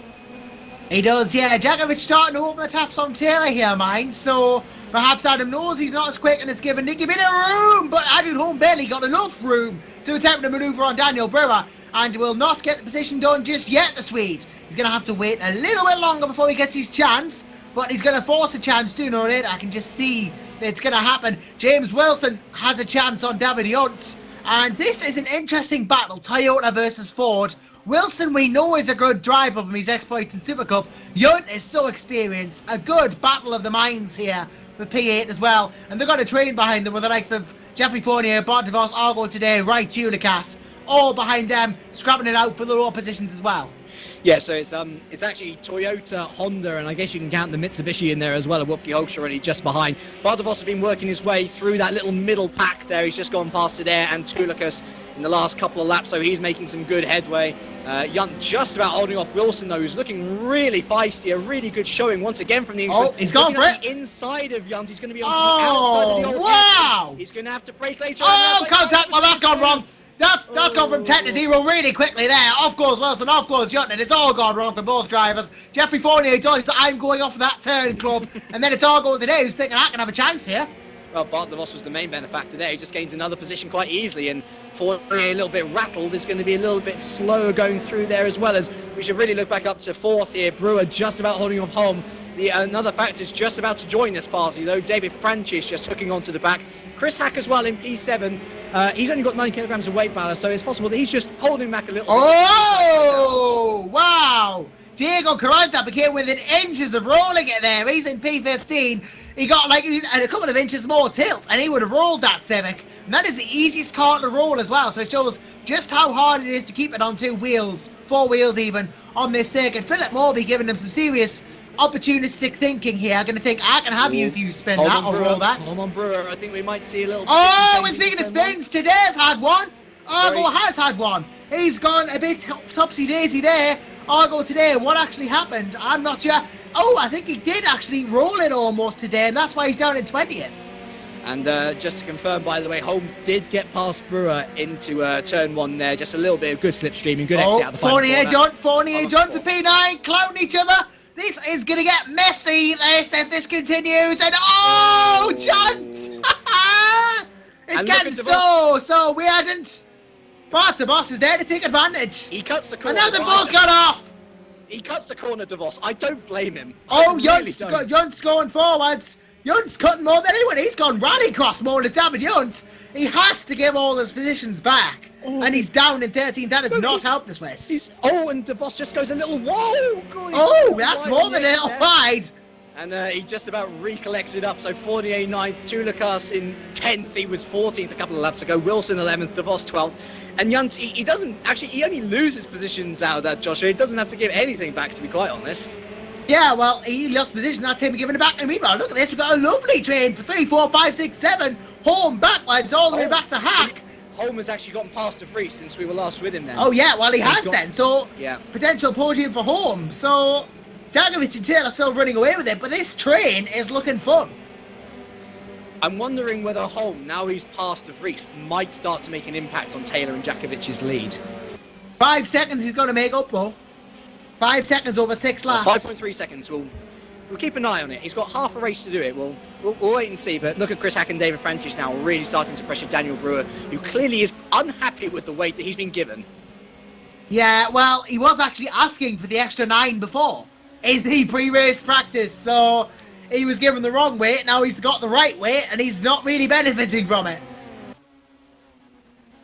So, well, honesty can pay sometimes, but it's always a nice thing to have. Are you there, James? Oh my god! I was just... Yep. I am here.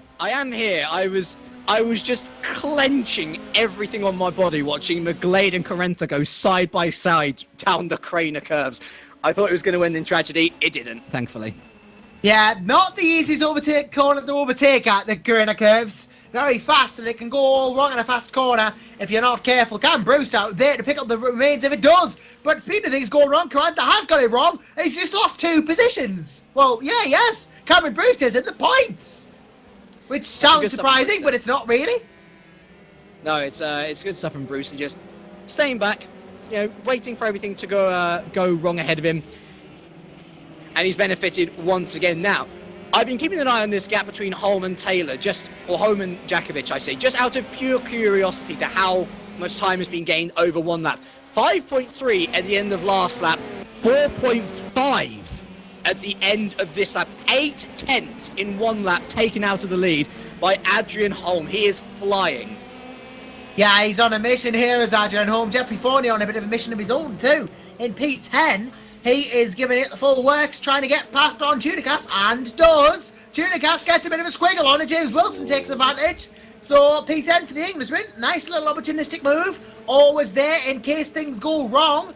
And speaking of things going wrong, Daniel Brewer might be about to find himself under threat from David Frančić. Yeah, he's tantalisingly close to spend the race, isn't he? Oh, but he messed up the old hairpin. He messed it up badly. And that has given David Frančić a free pass through into P5. Well, I did say he had to watch himself, and he hasn't quite watched himself, but he's going to watch for a chance to go through on Frančić here, because he's got the front-wheel drive ponies, because, well, I say that, they've actually got the same power, but he's got the drag advantage and the great advantage over that BMW, and Frančić hops the curb and holds the position, and now Chris Hack wants to go at Brewer. He's going to get his goal. He can't make it 2 for 2 in this corner, surely not. He's too far back from Frančić, but he's going to have a go on Brewer, and contact between him and Brewer, but Chris Hack goes through. That's again really good driving from Chris Hack. Again, just waiting for the opportunity, seeing Brewer get it messed up in the S's, taking his chance into the Melbourne hairpin, a textbook manoeuvre. Yeah, indeed, that is where it is at. And you know what? I think it is lasagna time for me, slightly prematurely. So, James Kirk, take it away. Sure thing. So it seems like the Vodballs, they've responded in kind to Holm. The gap up to 5.6 seconds. That's either the Vodballs having a really good lap, maybe Adrian Holm having not such a good lap. I'm guessing it's a bit of both anyway. And, well, I'm guessing the victory might be a little bit too far away from Holm's reach, unfortunately. Sven de Vries holding the ground in P4 there. David Frančić now clearly in P5 as Chris Hack will attempt to hold on to P6 after getting past Brewer, although the Englishman there on his compatriot looking up he was going to look up the inside onto the outside of the whole hairpin.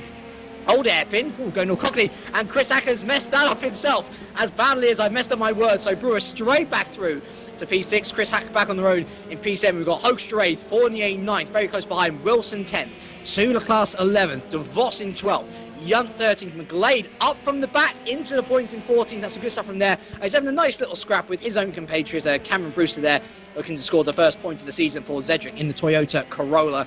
In terms of retirement so far, I've only had 2. Kevin Ryan on lap 6, Dominic Foster on lap 8.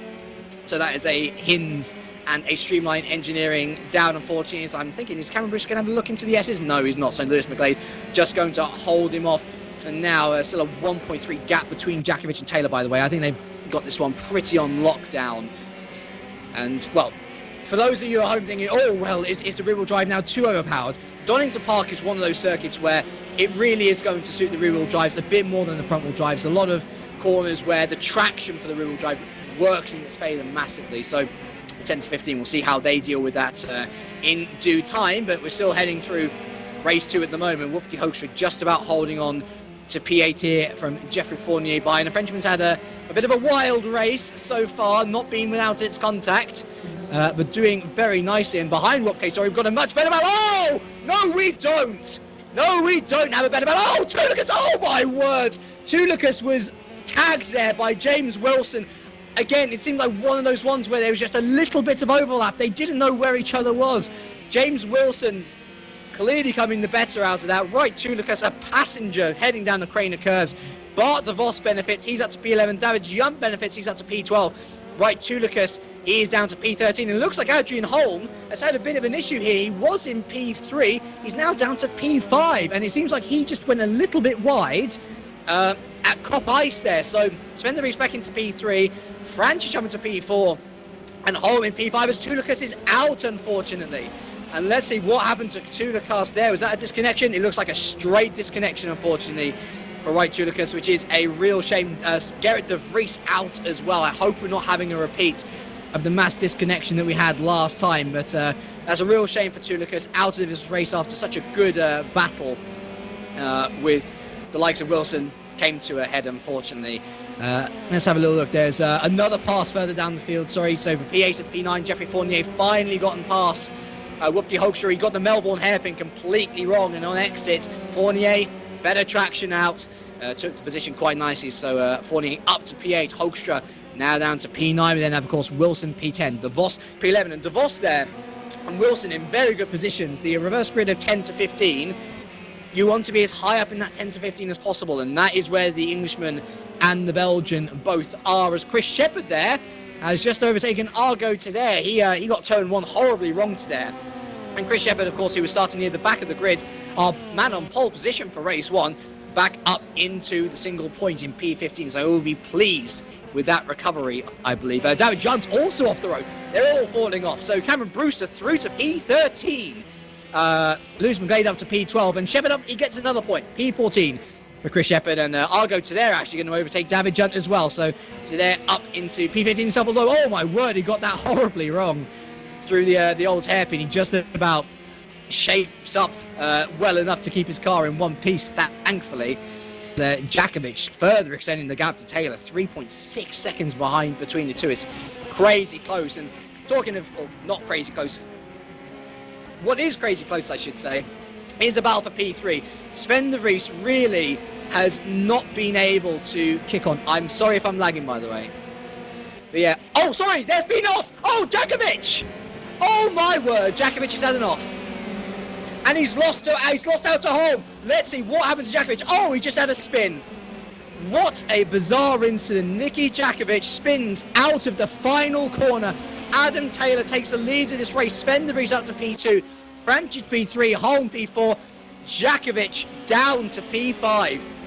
That is an extraordinary piece of driving. I can't believe it was such a simple corner to do as well. He's done it right, what, 24 times before now, and yet here he is down in P5. So now this battle for P2 as it is, really going to be heating up massively. Sven de Vries clearly the slowest of the four. Now holding off a deal live from David Frančić, Adrian Holm, and Nicky Jakovic. And oh, look at that. David Frančić having to go a little bit slower. Sven de Vries clearly suffering on the setup somewhat as we head down towards the S's. It's a final lap, by the way, so this is all for all the marbles possible. Adrian Holm looking to go to the outside of Frančić. He's going to try around the outside. He gets it wrong, though. And oh, that's going to allow Jakovic through. So Jakovic does gain another position. Holm down to fifth, and he might lose out to Brewer if he's not careful here. I'm just looking at Adam Taylor. He's just going into the final thing. And look at Brewer. He's diving up the inside of Holm, and he's going to get that position. So Holm, he won't have weight pass, although he might get it on return, sorry. All chopping and changing in this final lap. But coming round the final corner, he wasn't expecting to win this race. I don't think his team boss was expecting to win this race. Adam Taylor, race 2 here at Donington. Sven de Vries holds on to the last. P2 for Adonis Engineering. David Frančić P3. Jakovic after that spin on the penultimate lap P4. Neil Brewer does take P5 ahead of Adrian Holm P6, who won't have weight ballast for race 3 therefore. Hack 7th, Fournier 8th, Hoekstra 9th. And starting off our reverse grid candidates, we have Wilson in 10th, DeVos 11th, McGlade from the back of the grid P12, a good drive from him, Brewster P13, you'll be pleased with that. David Jump back into the points P14 and taking the final point for today, Chris Shepherd. So he's in with a chance of that reverse grid position. Your retirements from this race, Kevin Ryan, Dominic Foster, Gerrit de Vries and Wright Tulicus. So, well, that was something. A lot less smashes, And fascinating racing, and it really does show, despite how impervious the VOD balls looked, Djakovic making the most simple of mistakes, one lap from the end. Fascinating to see, and well, another 25 points in the bag for Vodball. I'm sure they'll be pleased. I mean, obviously it could have been more with Djakovic there falling to P4, but well, it's still a good 13 points in Vodball, further showing just why they are the dominant force to be reckoned with this year around in the ITC. A shout out, well deserved, for Sven de Vries as well. He was clearly the weakest out of that top 5, maybe even 6, 7, I'd say, in terms of pace. He hung on for dear life, and he has been well rewarded with a second place there for Donington. His teammate Wopke Hoekstra as well, making it a double top 10 for the team, which I'm sure they will very much enjoy. I'm sure you enjoyed that, Mr. Menno. Yeah, I really enjoyed race 2 from the camera standpoint, and yeah, I was surprised seeing Nicky making that mistake. Yeah, well, yeah. Maybe it's good it happened. Of course, it's bad for him, but yeah, it says that the cars are a bit tricky, and yeah. And I think he might still have the championship lead. No, of course not. He lost it to Adam Taylor will be in the championship lead, of course, after getting a second and a first.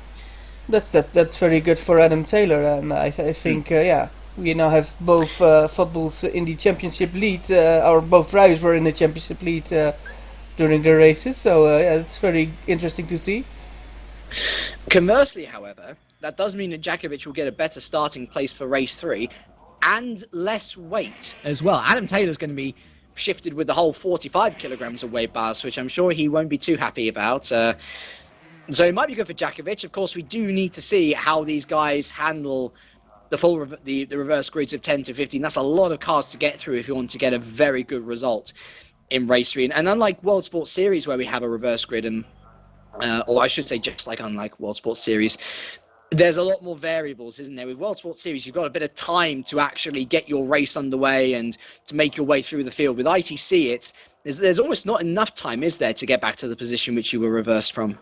Yeah, and I see Chris Shepard finished P15. Well, yeah, he might get a new shot for a win in race 3. So that's very interesting if he can get a good reversed grid position.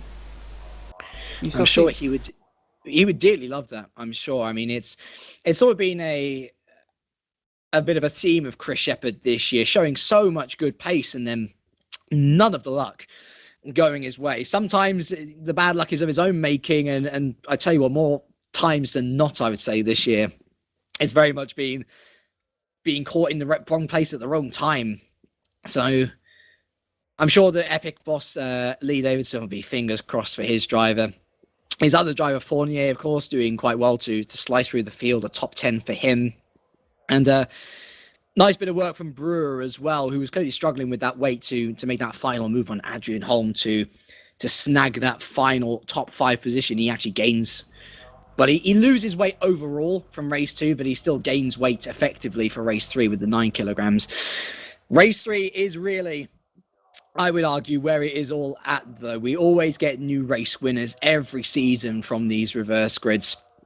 Although we do have a couple of experienced faces in with the chances. So the guys who are in with the chance, just to remind you, we've got James Wilson, brand new here to the championship. Bart de Vos, the most experienced driver on the grid. Lewis McGlade, of course, a race winner in Formula Challenge.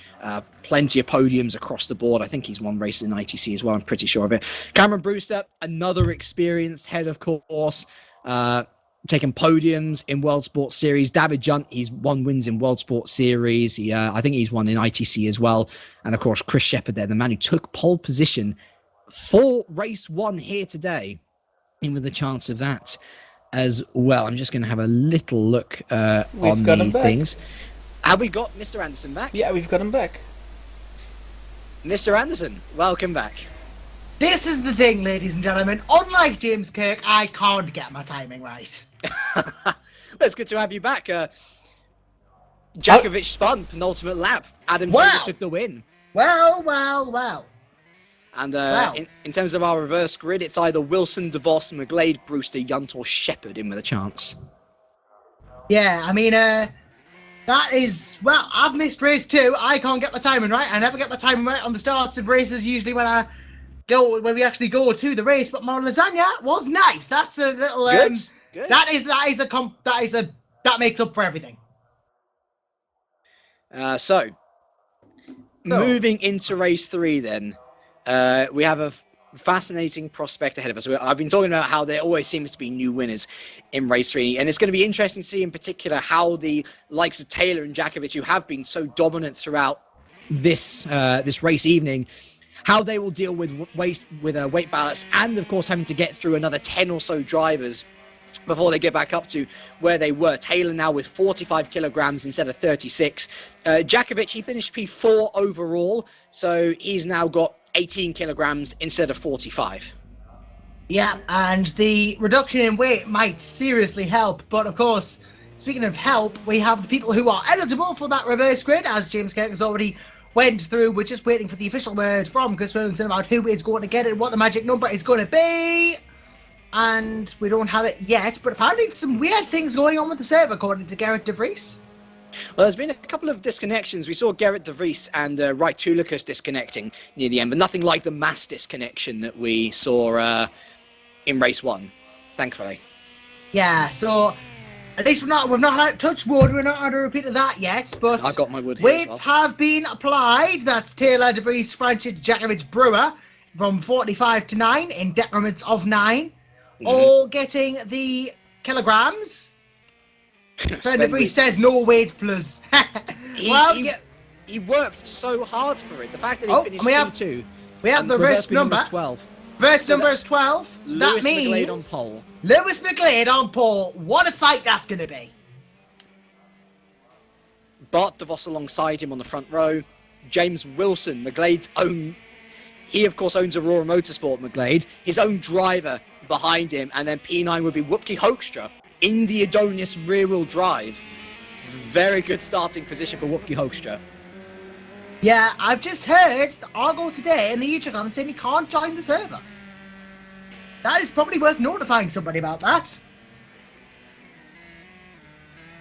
Well, hopefully he can rejoin.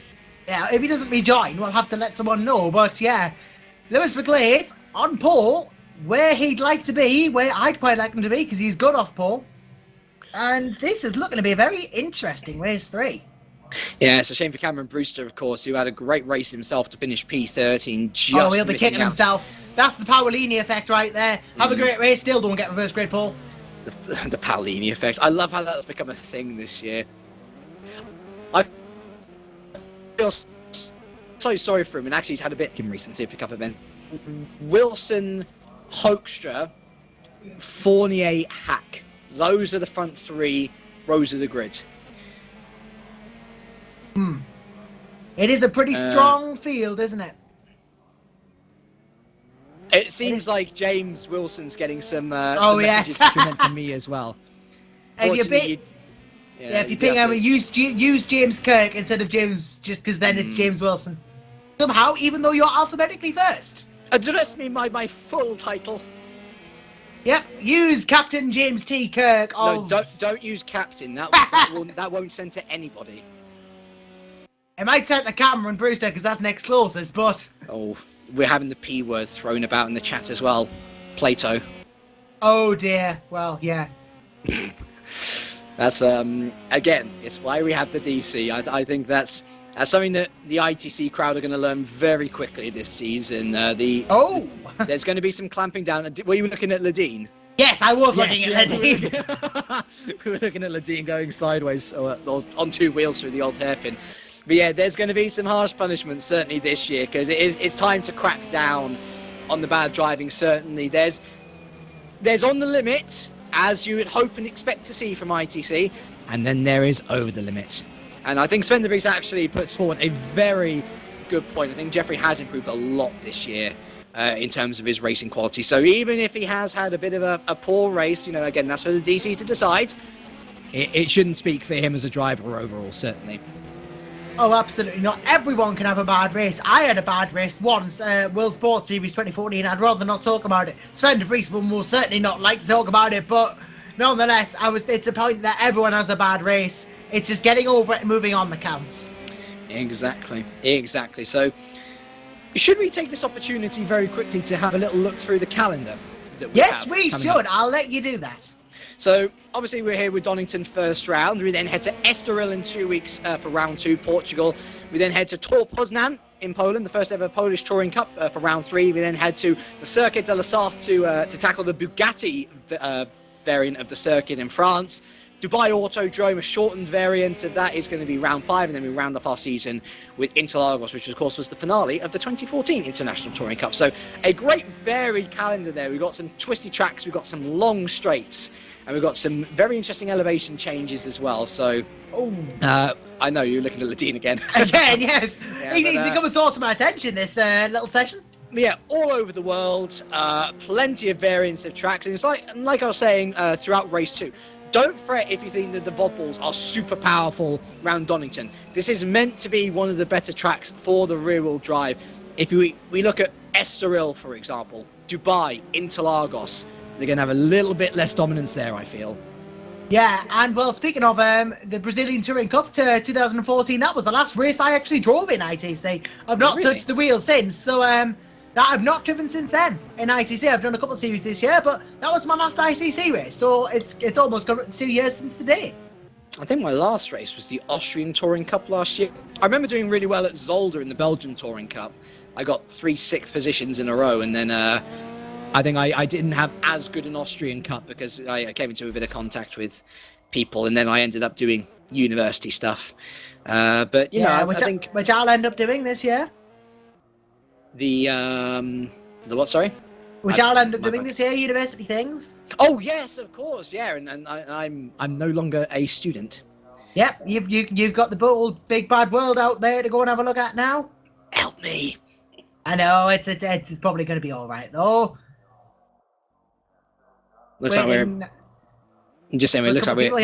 People, I think we're looking to get through into race 3 now. I'm just looking to see whether we're missing anybody in particular. We've got 27, so we're missing 2 drivers from our starting grid from race 1.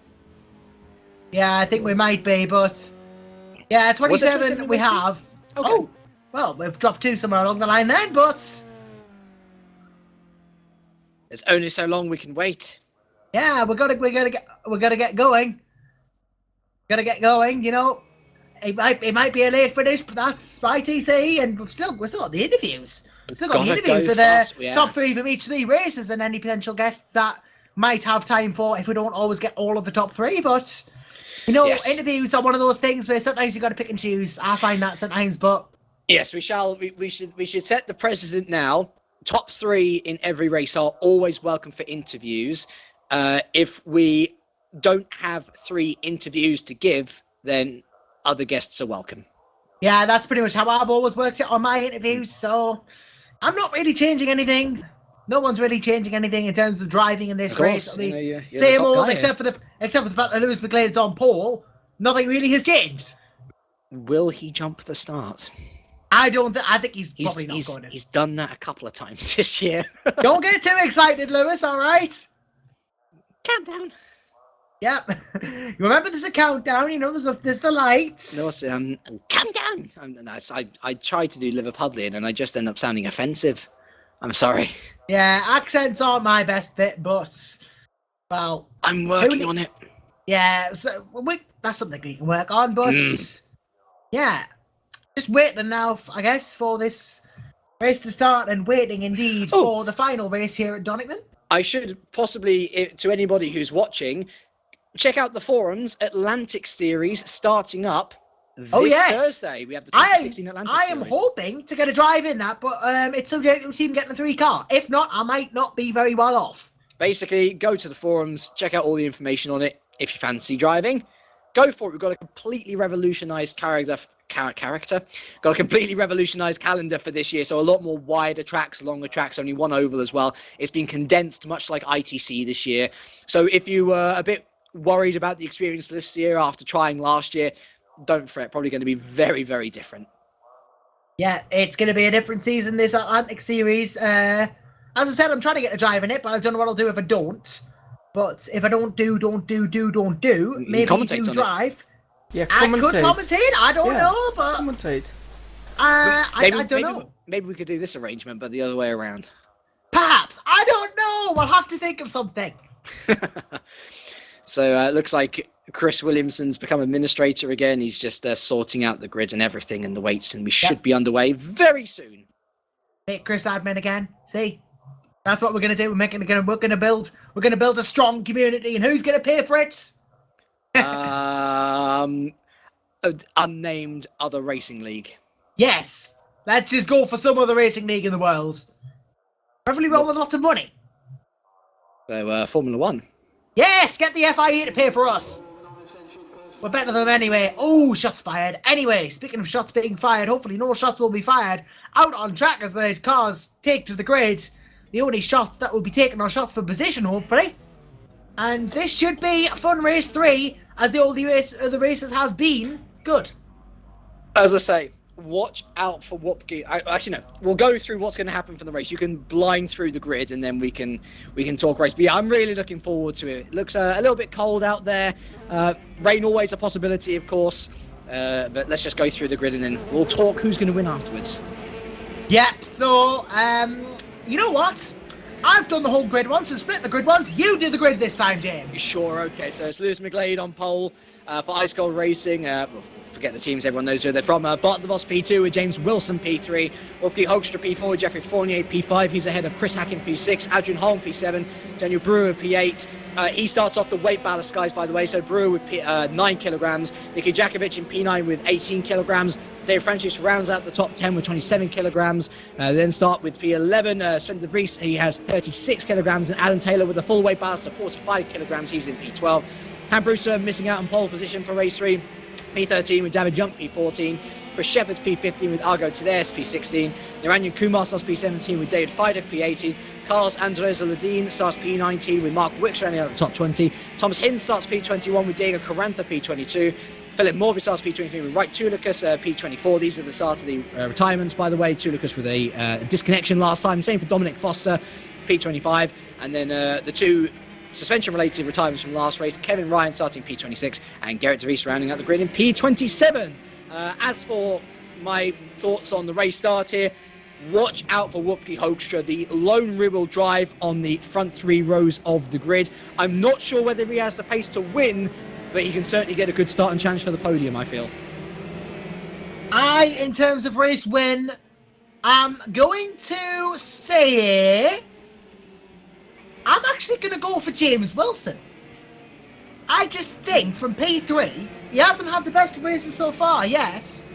But if he can hold on, if he can be fast enough, he's got P3, if he can launch into the lead and hold people off, I think he's got half a chance. We have seen bigger upsets. We have. For me personally, I reckon I'm going to go for Chris Hack. I think he showed some good pace. That is a fair choice. Almost picked Hack myself. I think he's showed some good pace here today. It should be said, not a formal pick, but watch out for Jeffrey Fournier too. P5 for the Frenchman. Well. And Holm. Could be anyone on that lot. There's a good cluster of possible race winners there who could upset. Of course, could be any of the top 4 as well. It could be. It could be. I mean, in a miracle sort of sense, it could be Gerrit de Vries who's lining up now, but only if anything went wrong for everyone ahead of him. As well, speaking of things going on, we have things going on. Lewis McGlade on pole. We have 2 lights. 3 lights, 4 lights, 5 lights for the final time at Donington Park. We're racing. It's a decent enough start from McGlade, but a better start from DeVos is right down the outside as they go into turn 1. Look at Wupke Hoekstra trying to find his way through as well. James Wilson gets an acceptable start. Chris Hack even better though, but he's forced to the outside here. I've lost my voice after 2 races of enthralling action, but unfortunately, what's going on here then? Sorry, Bart DeVos and James Wilson were leading each other. Through the crater curves. Jakovic feels the burn there, and Hack has to go off. He's dropped down to 8th now. As Holm P5, Fournier P4. I did say to watch him, mind. James Wilson has held P3. Bart DeVos P2. McGlade still leading affairs out here, though. Meanwhile, Taylor on the threat from Brewer. Not a good start from the Englishman. And this is going to be a potential disaster for Taylor. Yeah, I was very surprised with how poor Wupke Hoekstra's start was, actually. Chris had completely jumped him at the start. He's still in P7, so still in the top 10, but very disappointing start for Hoekstra as we see James Wilson there defending off the fast starting Jeffrey Fournier. Adrian Holm there for a close company. I think Wilson's going to be falling behind. Brewer through on Taylor! Brewer through on Taylor! A bit of argy-bargy between the two, but nothing that's not illegal, I don't think. Taylor feels the force of Daniel Brewer, who goes through to P11, and now he's under threat from Chris Shepard and Cameron Rooster and Carlos Anderson-Dean. And it's all sorts of pressure on for Taylor now. He has to fight his way up the field while dealing with everybody else. But Lewis McGlade is dealing with a fantastic first lap. He's got Bart DeVos to company, but the Englishman will come round and lead to the first lap of this race. Yeah, I think it was pretty crucial here for Nicky Jakovic. He's had a pretty decent first lap, actually. So he's up to P6. The question is now, does he actually have the raw pace to be able to get up to those top 5? Wupke Hoekstra in P7, providing him with quite a good bit of competition so far. So even though he's got 18 kilograms of weight plus, is that still affecting him a bit too much? You know, have they had their say in the Donington round so far? Well, whatever Vodbull do now, they have raised a lot of money for their chosen charities, which we shouldn't forget, which is always good. But James Wilson's looking for an improvement on from good to better to go into P2 here on Bart DeVos. He's within striking distance. He's not going for a move yet, but it's not impossible for him to do so. But Jeffrey Fournier is going to want to make him do that quickly because he's almost through on Wilson. He's almost got a chance, this Fournier, and he's got a good run through here. Wilson has got to do something, and he's got to do something quick because there's a train from 1st to 5th now. I'm looking at Bart DeVos. I think he might make a move here on Lewis. Oh, is he going to? Is he going to? Bart DeVos does not. That went from 10 to 0 really quickly. I'll tell you what, it's going to go from 0 to 10 for Wilson. Put him at a massive disadvantage on exit there, and you do well to hold off Wilson into the Melbourne hairpin here. Oh, he massively outbreaks himself. No, yeah. And look at that. Look at Fournier. Fournier! Well, he's found something. He's found something there. Great job, Jeffrey, and round goes Jakovic. And that was with Adrian Holm there. So first of all, great driving from Jeffrey Fournier. Holm and Wilson, too wrapped up in each other's, in outbreaking each other into the Melbourne hairpin. Fournier straight back through. Great driving there. I'll just have a little look at what happened there between Jakovic and Holm. I think I saw actually. It was I think it was DeVos. Oh, sorry, it was Wilson. It was Wilson and Holm, was it? No, it was Jakovic and DeVos actually. I think Nicky didn't quite appreciate the position of Bart's car and went into him, and that spun him around. But feel free to look for yourself, James. Yep, I will do. Meanwhile, Brewer apparently, yeah. Oh, Brewer, yep, there goes Brewer. He's had a do, and Hacker's gone off as well. Not massively off, but that's close. That's not helped him, and he's getting overtaken left, right, and centre now, and oh my lordy lord!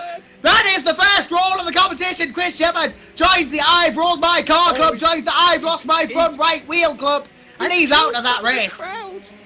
There was a massacre here at Donington Park. What on earth happened? Chris Shepard. What it was Shepard who came in. Lead. Sorry, look at the lead.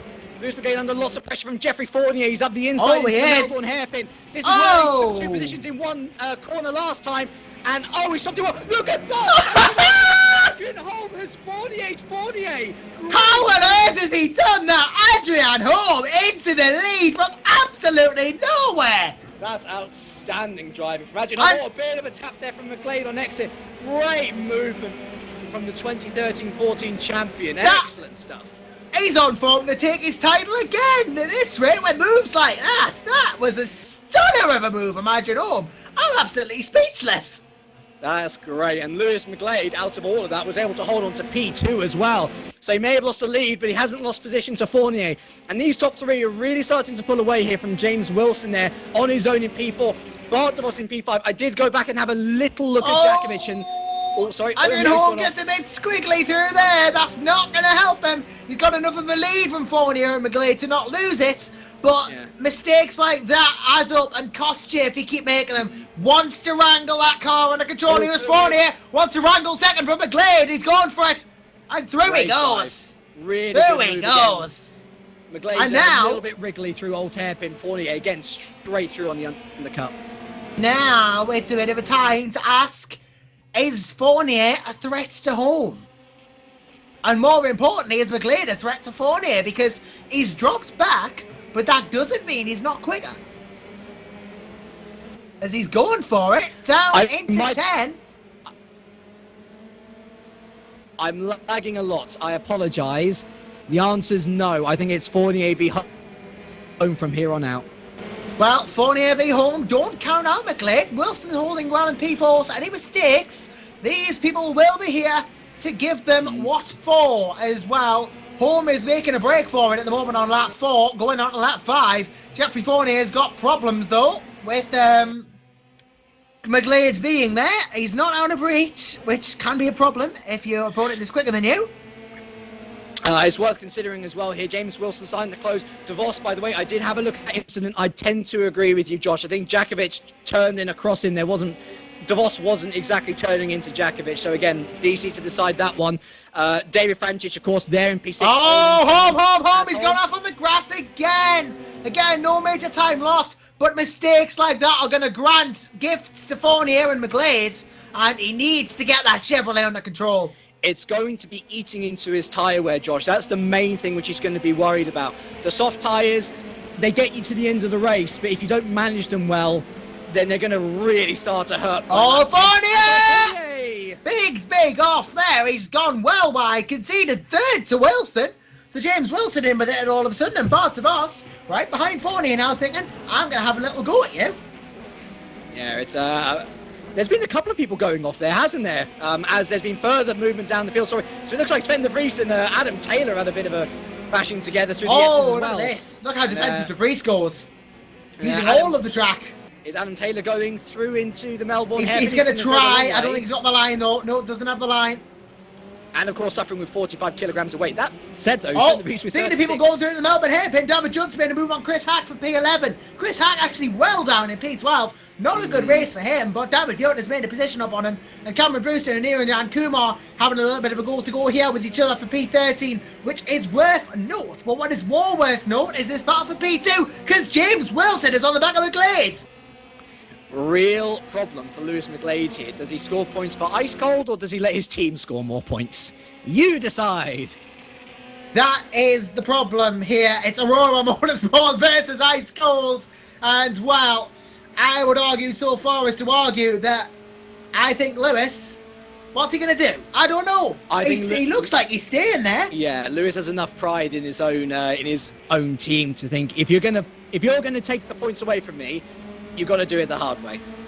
Yeah, he trusts James to be sensible. I'm sure James is sensible. We've seen how sensible he has been in Super Cup. A great driver, James Wilson. I'm sure he'll give McLeod a good run for his money as well. But when you have teamwork like this, or, conflicts of interest, it's interesting to see how they pan out. And this one will be interesting. But Bart DeVos' move on Jeffrey Fournier will be interesting to see how it works as well. Closes in on the Frenchman evermore. Going to give us some Belgian chocolates for thought here. Had to do it. But David Frančić behind them as well. So we've lost Dominic Foster. Yeah, and Mark Wicks as well. So Dominic Foster out, DNF. That could be either disconnection. I imagine it might be something related to Mark Wicks, who's out with suspension failure. But all of this, of course, helping Adrian Holm. He's now opened up a 2.3 second gap on Lewis McLeod. Things looking very rosy for the Swedish driver. They are indeed. All things looking good for the Swede. Looking rosy indeed for the Swede. Go on, Adrian, see if you can pull it a bit more, can you? That's what he'll be thinking. But Lewis McLeod wants to close the gap, and so does James Wilson. James Wilson wants P2 even. I touted him for a potential race winner. Maybe not, but P2 not out of grasp. And it's fascinating to see the whole complexion of this top five as well. It is Chevrolet versus Honda.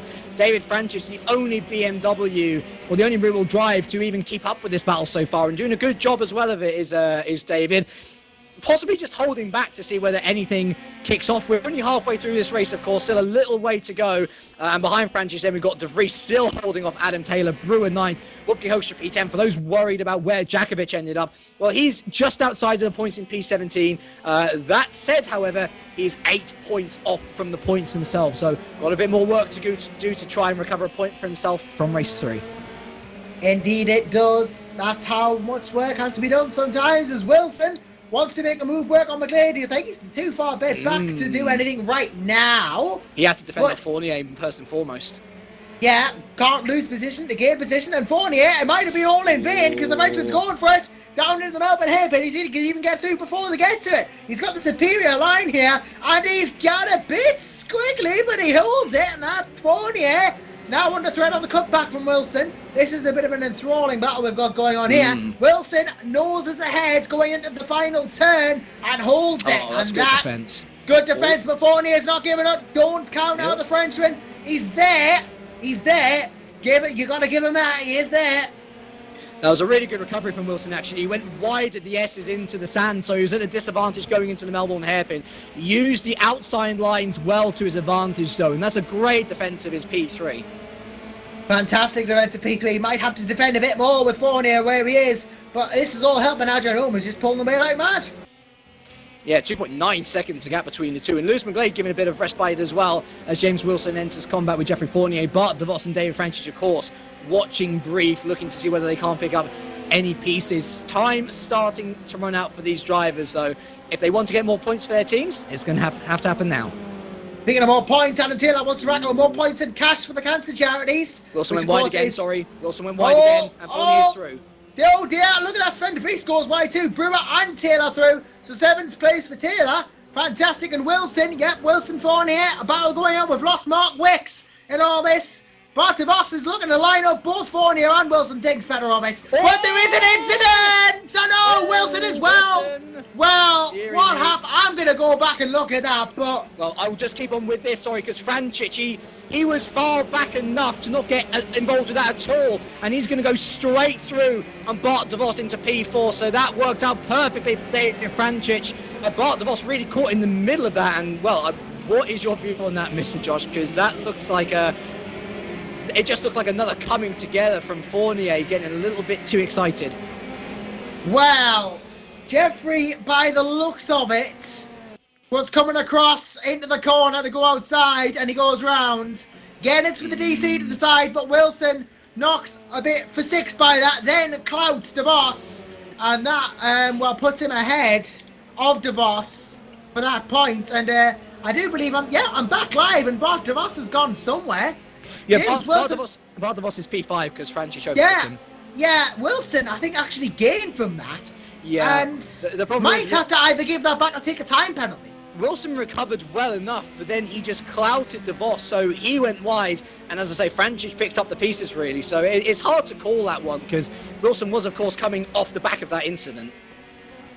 Yeah, I mean, that is sometimes incidents like that happening, you're not very well lined up to react very well. Maybe he couldn't go anywhere, all things considered, but DC's job, not mine. But what is Adrian Holmes' job? Lead this race and lead it. Well, he's on lap 9, 3 to go, and he's got 3.7 over Lewis McGlade. And Bart DeVos, he's not letting up. He's right on the back of David Franchic. Yeah, so he's going to have the speed here. Going to have the speed here because that front-wheel drive is faster in the straight line than the rear-wheel drive BMW. Almost gets Franchic, doesn't quite. Looks for a gap. Tries to exploit the gap. Doesn't exploit the gap. Doesn't get it. Great defending. Great racing between the two, actually. A lot of respect being shown. I'd quite like to divert. We're down to 14th place now, actually, because there's a little battle going on between Brewster and Ledeen. It's for the lower end of the points, but you get good battles down there sometimes. And Brewster and Ledeen quite close to each other, giving each other food for thought. I think Ledeen actually looking for Stax' first points of the season as well. So a lot going on here for the Stax Racing team. And Brewster, he's a sensible lad. He's going to not push too much. That said, however, they've got to be careful. Nicky Jakovic now in 16th and bearing down on them at a rate of knots. It's lap 10 of 12, so not too long to go. Speaking of bearing down, we've got Daniel Brewer bearing down as Van der Vries going into the Crooner curves, and that's gone not right for De Vries. He's gone on, and he's gone off, and he's gone on, and he's gone off, and he's almost straight lined it. He got offline and squiggled, and that's going to hurt the American as he comes back on the track and almost clouds Kumar, but he misses him. Well, that was a rejoin and a half from De Vries. Couldn't really do much, but, his teammate Hoekstra went off in sympathy as well, so Brewer through to 7th, 8th, and Fournier 9th. Very much the Adonis Engineering synchronised track exit squad, as he had that day with Brewer, and then went off. You see, he comes off again, then he rejoined, just missed Kumar, so it was Brewer and him. Dan Brewer way ahead again, another DC thing, but that's why you don't try and overtake in the Crooner curves. That is exactly why you don't Crooner curves. The Crooner curves. It is the Crooners. I'm calling them what the Dunsfield Park version is. It's Crooner curves. It's like, oh, the Crooner curves, you know, when you're a bit worried. But we got some good battles over the field, I think, for points of various value. Sven de Vries looking to get back through for some more points. He's right on the back of Niranjan Kumar here for P12 and P13. I noticed the penultimate lap of the race as well, so not much time to go. Can Jakovic catch up to Brewster to get a point for himself? We've also, of course, got the battle for the podium. Lewis McGlade and James Wilson still pretty close. Francis and DeVos still pretty close to 4th and 5th. I'll tell you else is close, Hack and Brewer. Chris Hack wants P7 and he's not going to let him till he gets it. He's going to chase Brewer until he has this P7. He's not going to go for it if Crane has. We've just seen that doesn't go well, but we can see if he's going to, he's going to hold off, be nice and sensible, wait for a chance, but he doesn't have many. Needs to make it work soon, does Chris Hack. Meanwhile, this battle for second between McGlade and Wilson still hotting up. Wilson's got a lot better drive going in this fast right, but lifts off. Wants to wait until the back straight. Smart thinking. But this is where it went wrong with Fournier before, as we lose Argo today from the race. I'm just looking at Bart DeVos here. He's got a good overcut here on David Frančić, and I'm looking at Wilson as well. Will he dive in? Off again. No, he won't. And what about Bart DeVos and Frančić? A little bit of contact going into the S's, but good defending once again from David Frančić. It's all going well in that sense. Hack, Brewer behind is all going on as well. And, well, Chris Hack, he's going to have his chance, I think, but it just isn't yet, as Kumar de Vries is a challenge too. Keep a beady eye on that. Sven de Vries having a go. Nicky Jakovic, as he said, bearing down on Ledeen. Could be more points for Vodbull if a solitary one for Jakovic. But we've got now Jeffrey Fournier on the back of the Brewer train as well. Adrian Holmes starts the final lap of the race. Coming to a head, isn't it? It's an exciting finale, plenty of battles all over the field. This is exactly what we want to see. And may I just say, probably one of the cleanest race threes I have seen in a very long time as well. Yeah, it's always good when the race 3 goes well. Chris Hack goes through now into turn 1. Now is the Englishman's chance, and it doesn't work. He tried. You've got to give him credit for trying, but unfortunately in this series there are no points for trying. There's only points for where you finish, and well, unless we start implementing fastest lap or qualifying points, that's not going to change, but Chris Hack needs to change his position to get those more points. Yeah, Brewer seems to have quite a good tap on that, as Wilson McGlade still hotting up. DeVos and Frančić still very close as well. If there's going to be any major changes in this field, it's going to be between these lot, I think. I don't think Jakovic is close enough to the battle for 14th and 15th to actually compete for that final point. Right. We're coming onto the back straight here, though, with Wilson and McGlade. This has got to happen now. Wilson and McGlade has to happen. Got to make it happen, James Wilson, and he's not close enough, nor is Bart DeVos. It's becoming closer and closer to a point where he can't do anything. And is Lewis McGlade on for a second here? He might be. Is James Wilson on for a second? He might be. What we know for an almost dead certainty, though, is that Adrian Holm is coming round. The final turn comes round through Goddard's. And the 2013-14 champion for Enterprise GP is going to make himself a very happy Swede indeed. Adrian Holm comes home and wins race 3 here at Donington Park. It is going to be McGlade from Wilson over the line for second and third respectively, and it will be David Frančić from Bart DeVos to round up the top 5. Adam Taylor will be P6 for Vodbull Racing. Then it'll be Brewer, Hack, Fournier, Hoekstra by the looks of it to finish out the top 10 of this field. David June comes home and having a respectable result from this race. Niranjan Kumar 12th, Sven de Vries will be 13th. And then Carlos Anderson Deeds, Bruce has gone off. Jakovic is 15th. Ryan 16th, Hint 17th. Brewster will finish 18th. Fidek 19th, very respectable from the Super League ace. 20th will be right here because Diego Carranza set to come home in 21st. Morby set to come in 22nd, then it'll be De Vries in 23rd. Then Argo today, Mark Mix, Dom Foster and Chris Shepherd are the retirements. Yeah, and breathe. Yeah, Nicky Jakovic had a really good last lap there. He came up across Ledeen and Brewster, who were tight in battle, and they came into contact in the chicane, and that is where Jakovic pounced. So a good recovery job, despite his mistake earlier in the race, turning across DeVos.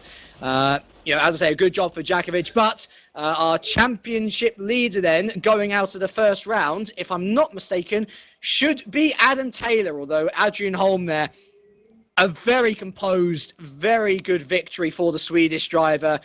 He will not be too far behind. Lewis McGlade, of course, with a great podium. Second place from pole position. I'd say that's a pretty good conversion. And James Wilson, the first podium in the series. He'll be delighted with that, I think, as should Frančić and DeVos, who both pick up great points for their teams, I should say.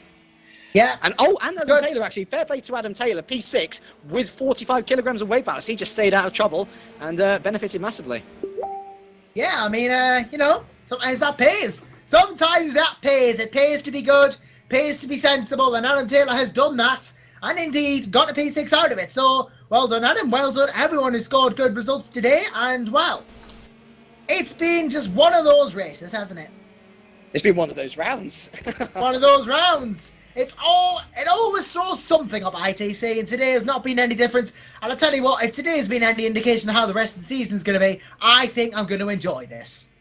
I think we're both going to enjoy it. Actually, we should also say to everybody out in the broadcast, I mean, we know, of course, it is a big void to fill in terms of, Smithy and everything, Yeah. but did you enjoy the broadcast team that we had here today? Do you like our style? Do you like the chemistry? Please do let us know. If it's positive vibes, we'll do the same thing again for next time.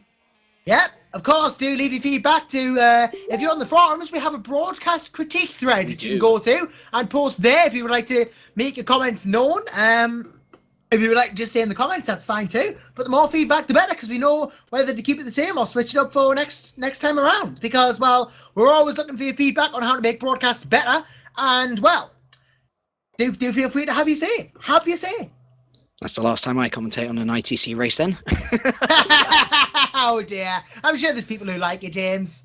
I certainly really like your commentary. I like myself sometimes. Like you got to have some self-fully. As I say, as long as the audience had a good time, then I think that's all that can be asked for. And of course, as long as the drivers have fun as well. I'm sure there's going to be a couple of DC proceedings. There always is with ITC, but I think we're in for an excellent season. No matter the broadcast team, no matter the drivers on the field, there was some cracking racing there today. Some fantastic overtakes. And in 2 weeks' time, then we've got Estoril to look forward to.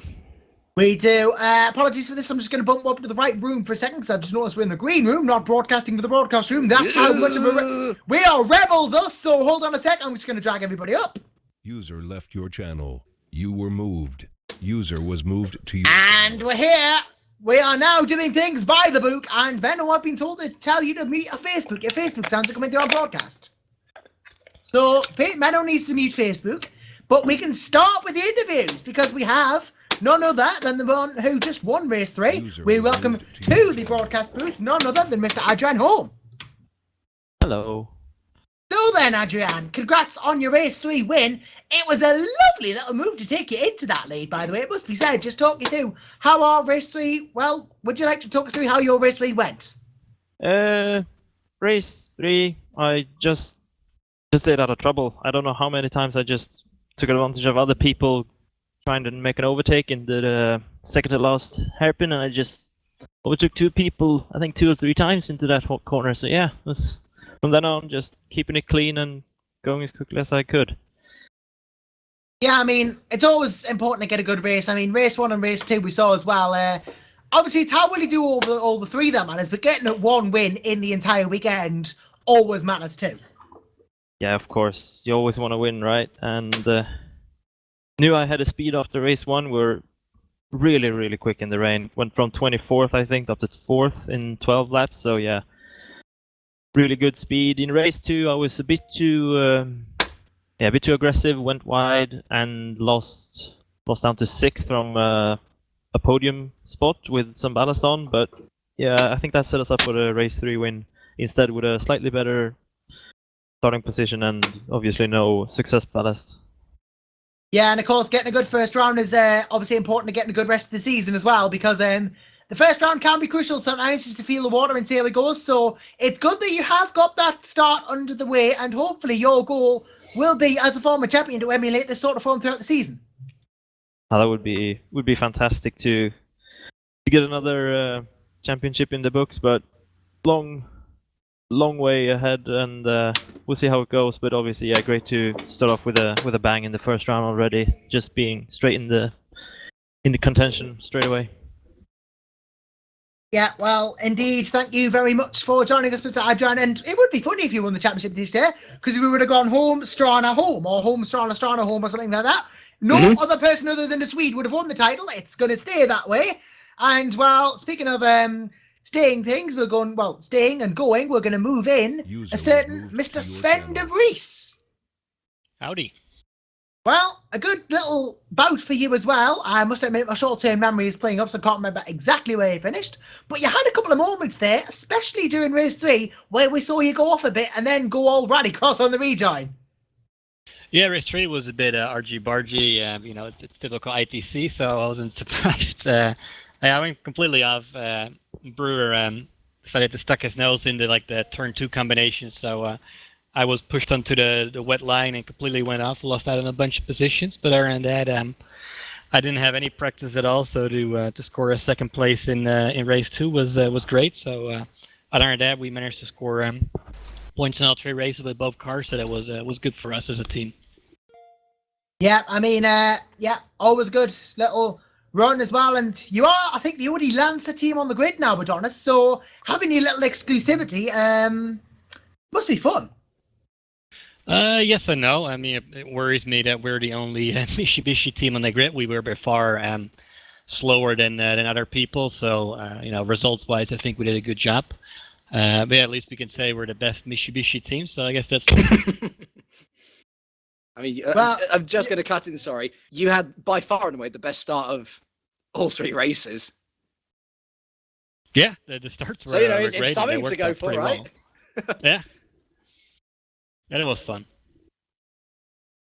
Yeah, it was. It's always that, isn't it? So there's always the fun element of it. And look at this in the broadcast waiting area. We've actually got both race 1 and 2 winners now. So all the better. I think. Are we going to have those 2? We are definitely. We can. We'd be mad to leave out the race winners.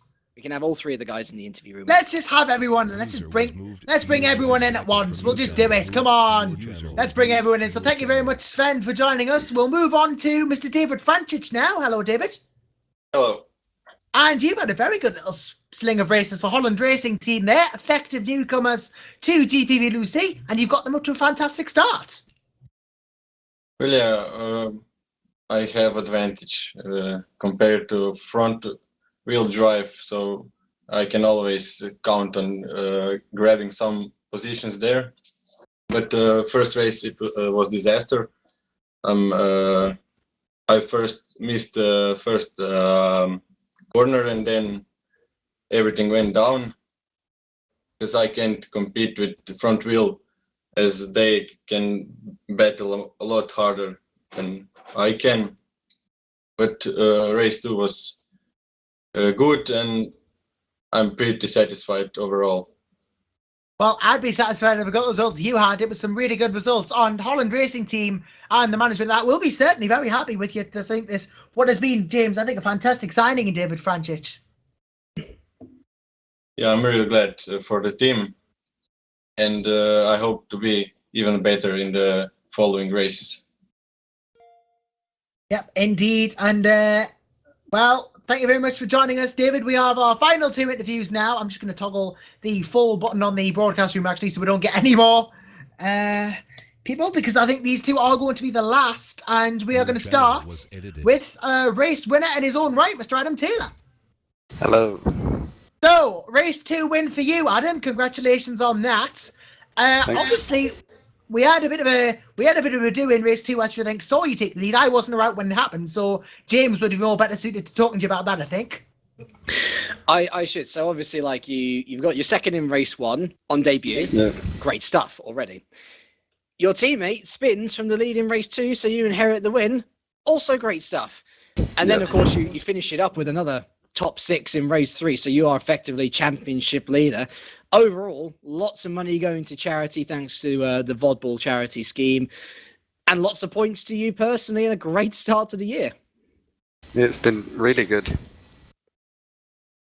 So just take me through like how it is to work with Nikki Jakovic, actually, and especially throughout evening overall.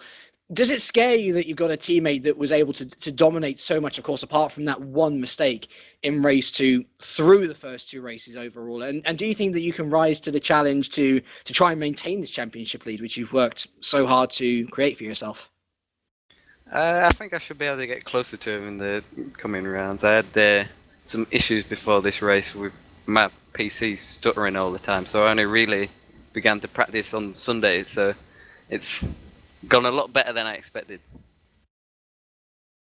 I'm sure. And of course, actually, one of the things which we were talking about on broadcast is how Donington is one of the circuits which is a bit more suited to the rear-wheel drive. I mean, we're going to Estoril next, which, of course, has a massive long home straight. It does have a bit more of a twisty and tight infield section, but we're expecting the front-wheel drives to be a bit more on top there. I'm guessing for you rear-wheel drive guys, are the starts from today a real promising sign of that you can compete with these guys, at least at the start, maybe try and build up a gap? Or are you a bit more quietly confident about your race pace overall? Do you think that you can take the battle to these front-wheel drives, even on the more front-wheel drive-centric circuits like Estoril, like Interlagos, of course, at the end of the season? Yeah, hopefully. I think we'll just take each race as it comes and just push as hard as we can. Yeah, I think so as well. I think we can get the pace on the rest of the tracks as well. We'll find a way. I'm sure we'll find a way. It also depends how much ballast you're carrying, so that obviously is up. Yeah, I'm sure you will find a way. And well, that actually conveniently leads us into the interview with Nicky Jakovic, doesn't it? Who, of course, won race 1, and congratulations to you on that, Nicky. Just talk with the weekend as a whole. Well, I got to say I was surprised with the choice. Everybody probably took different tires from us in the race 1, so we kind of had a bit of advantage there, and it's going. But it was kind of tricky to manage the conditions. It was raining less, more, always little, you know. And the race 2 was almost the same, but yeah. Then I made a bit of mistake, just a bit greedy or something, I don't know.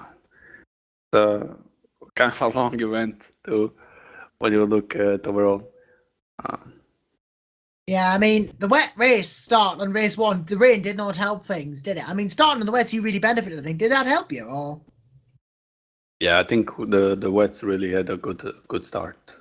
I'm definitely on a reverse grid, did not have that much advantage on the start, so yeah, it definitely helped. Yeah, in race 1 we had really good starts. I just followed Nicky through, and a gap opened up, and we managed to keep it. Well, when it happens like that, it's the best, isn't it? When you just get the gap and hold it. Final question. This is actually going to be directed to both of you, which I think is a first in GPVWC broadcast history, asking multiple people the question at once. And it's predictably, it's about this whole charity thing we've gotten on. Does it drive you to get better results, knowing that you're going to be helping people in the real world by doing well in sim racing? I'm not sure. I think I would have done better if I looked at it that way. Well, you know for the future, don't you? But yeah, Adam, just any words on this? Yeah, it's definitely really good that, especially with the races that have been, that we've helped the charity. Yeah, I'm always glad to help somebody. Yeah, helping people is nice, and it's a very valiant, noble thing, no pun intended, of course, thing to do for the Vodbull team to do such a charity affair for ITC, and it's very commendable, isn't it, James, that they're happy they're doing this. You know, they're helping people through their own hobby.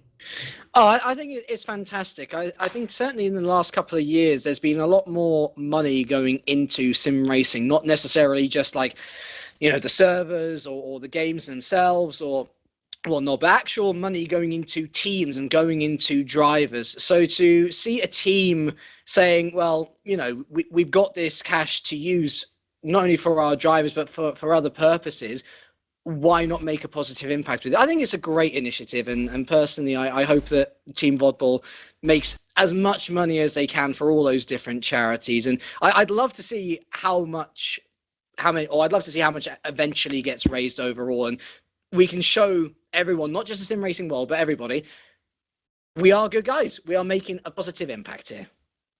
Yeah, we can, and you know, it really does warm my heart to be able to commentate on a race with people. You know, there's so much money going into sim racing, and this team is willing to give back. It really does make my day and make me happy as a commentator to know that that sort of thing can happen. And it's a lovely note to end on, isn't it? Because we've had such a lovely 3 races, and we end up talking about loveliness at the end. I'm going to watch some Care Bears now. Yeah, go on. Yeah, I don't see why we shouldn't. We should do that. So, Yeah, I would just like to take these final few moments of the broadcast to thank everyone who's been in the broadcast booth. Thank Mr. Menno Klont immensely for jumping in at the last minute and doing these cameras. And of course, thank Mr. James Kirk for joining me in the broadcast booth here. And of course, that is not the end of GPVWC competition we have coming up, because in just 3 days' time, it is time for the start of the 2016 Atlantic Series, chosen by the community, I may add, as part of the Community's Choice Initiative. That will start here in 3 days' time from the Sebring International Raceway. And then in 5 days after that, we return to the career ladder with the Italian Grand Prix with Open Series, Formula Challenge, Super Cup and Super League. And then, of course, in 2 weeks' time, it's time for the Portuguese Touring Cup from Estoril. But until that time, I've been Josh Randerson, and for me and everyone else in the broadcast booth, it's a very warm and loving, for a change, goodbye. User disconnected.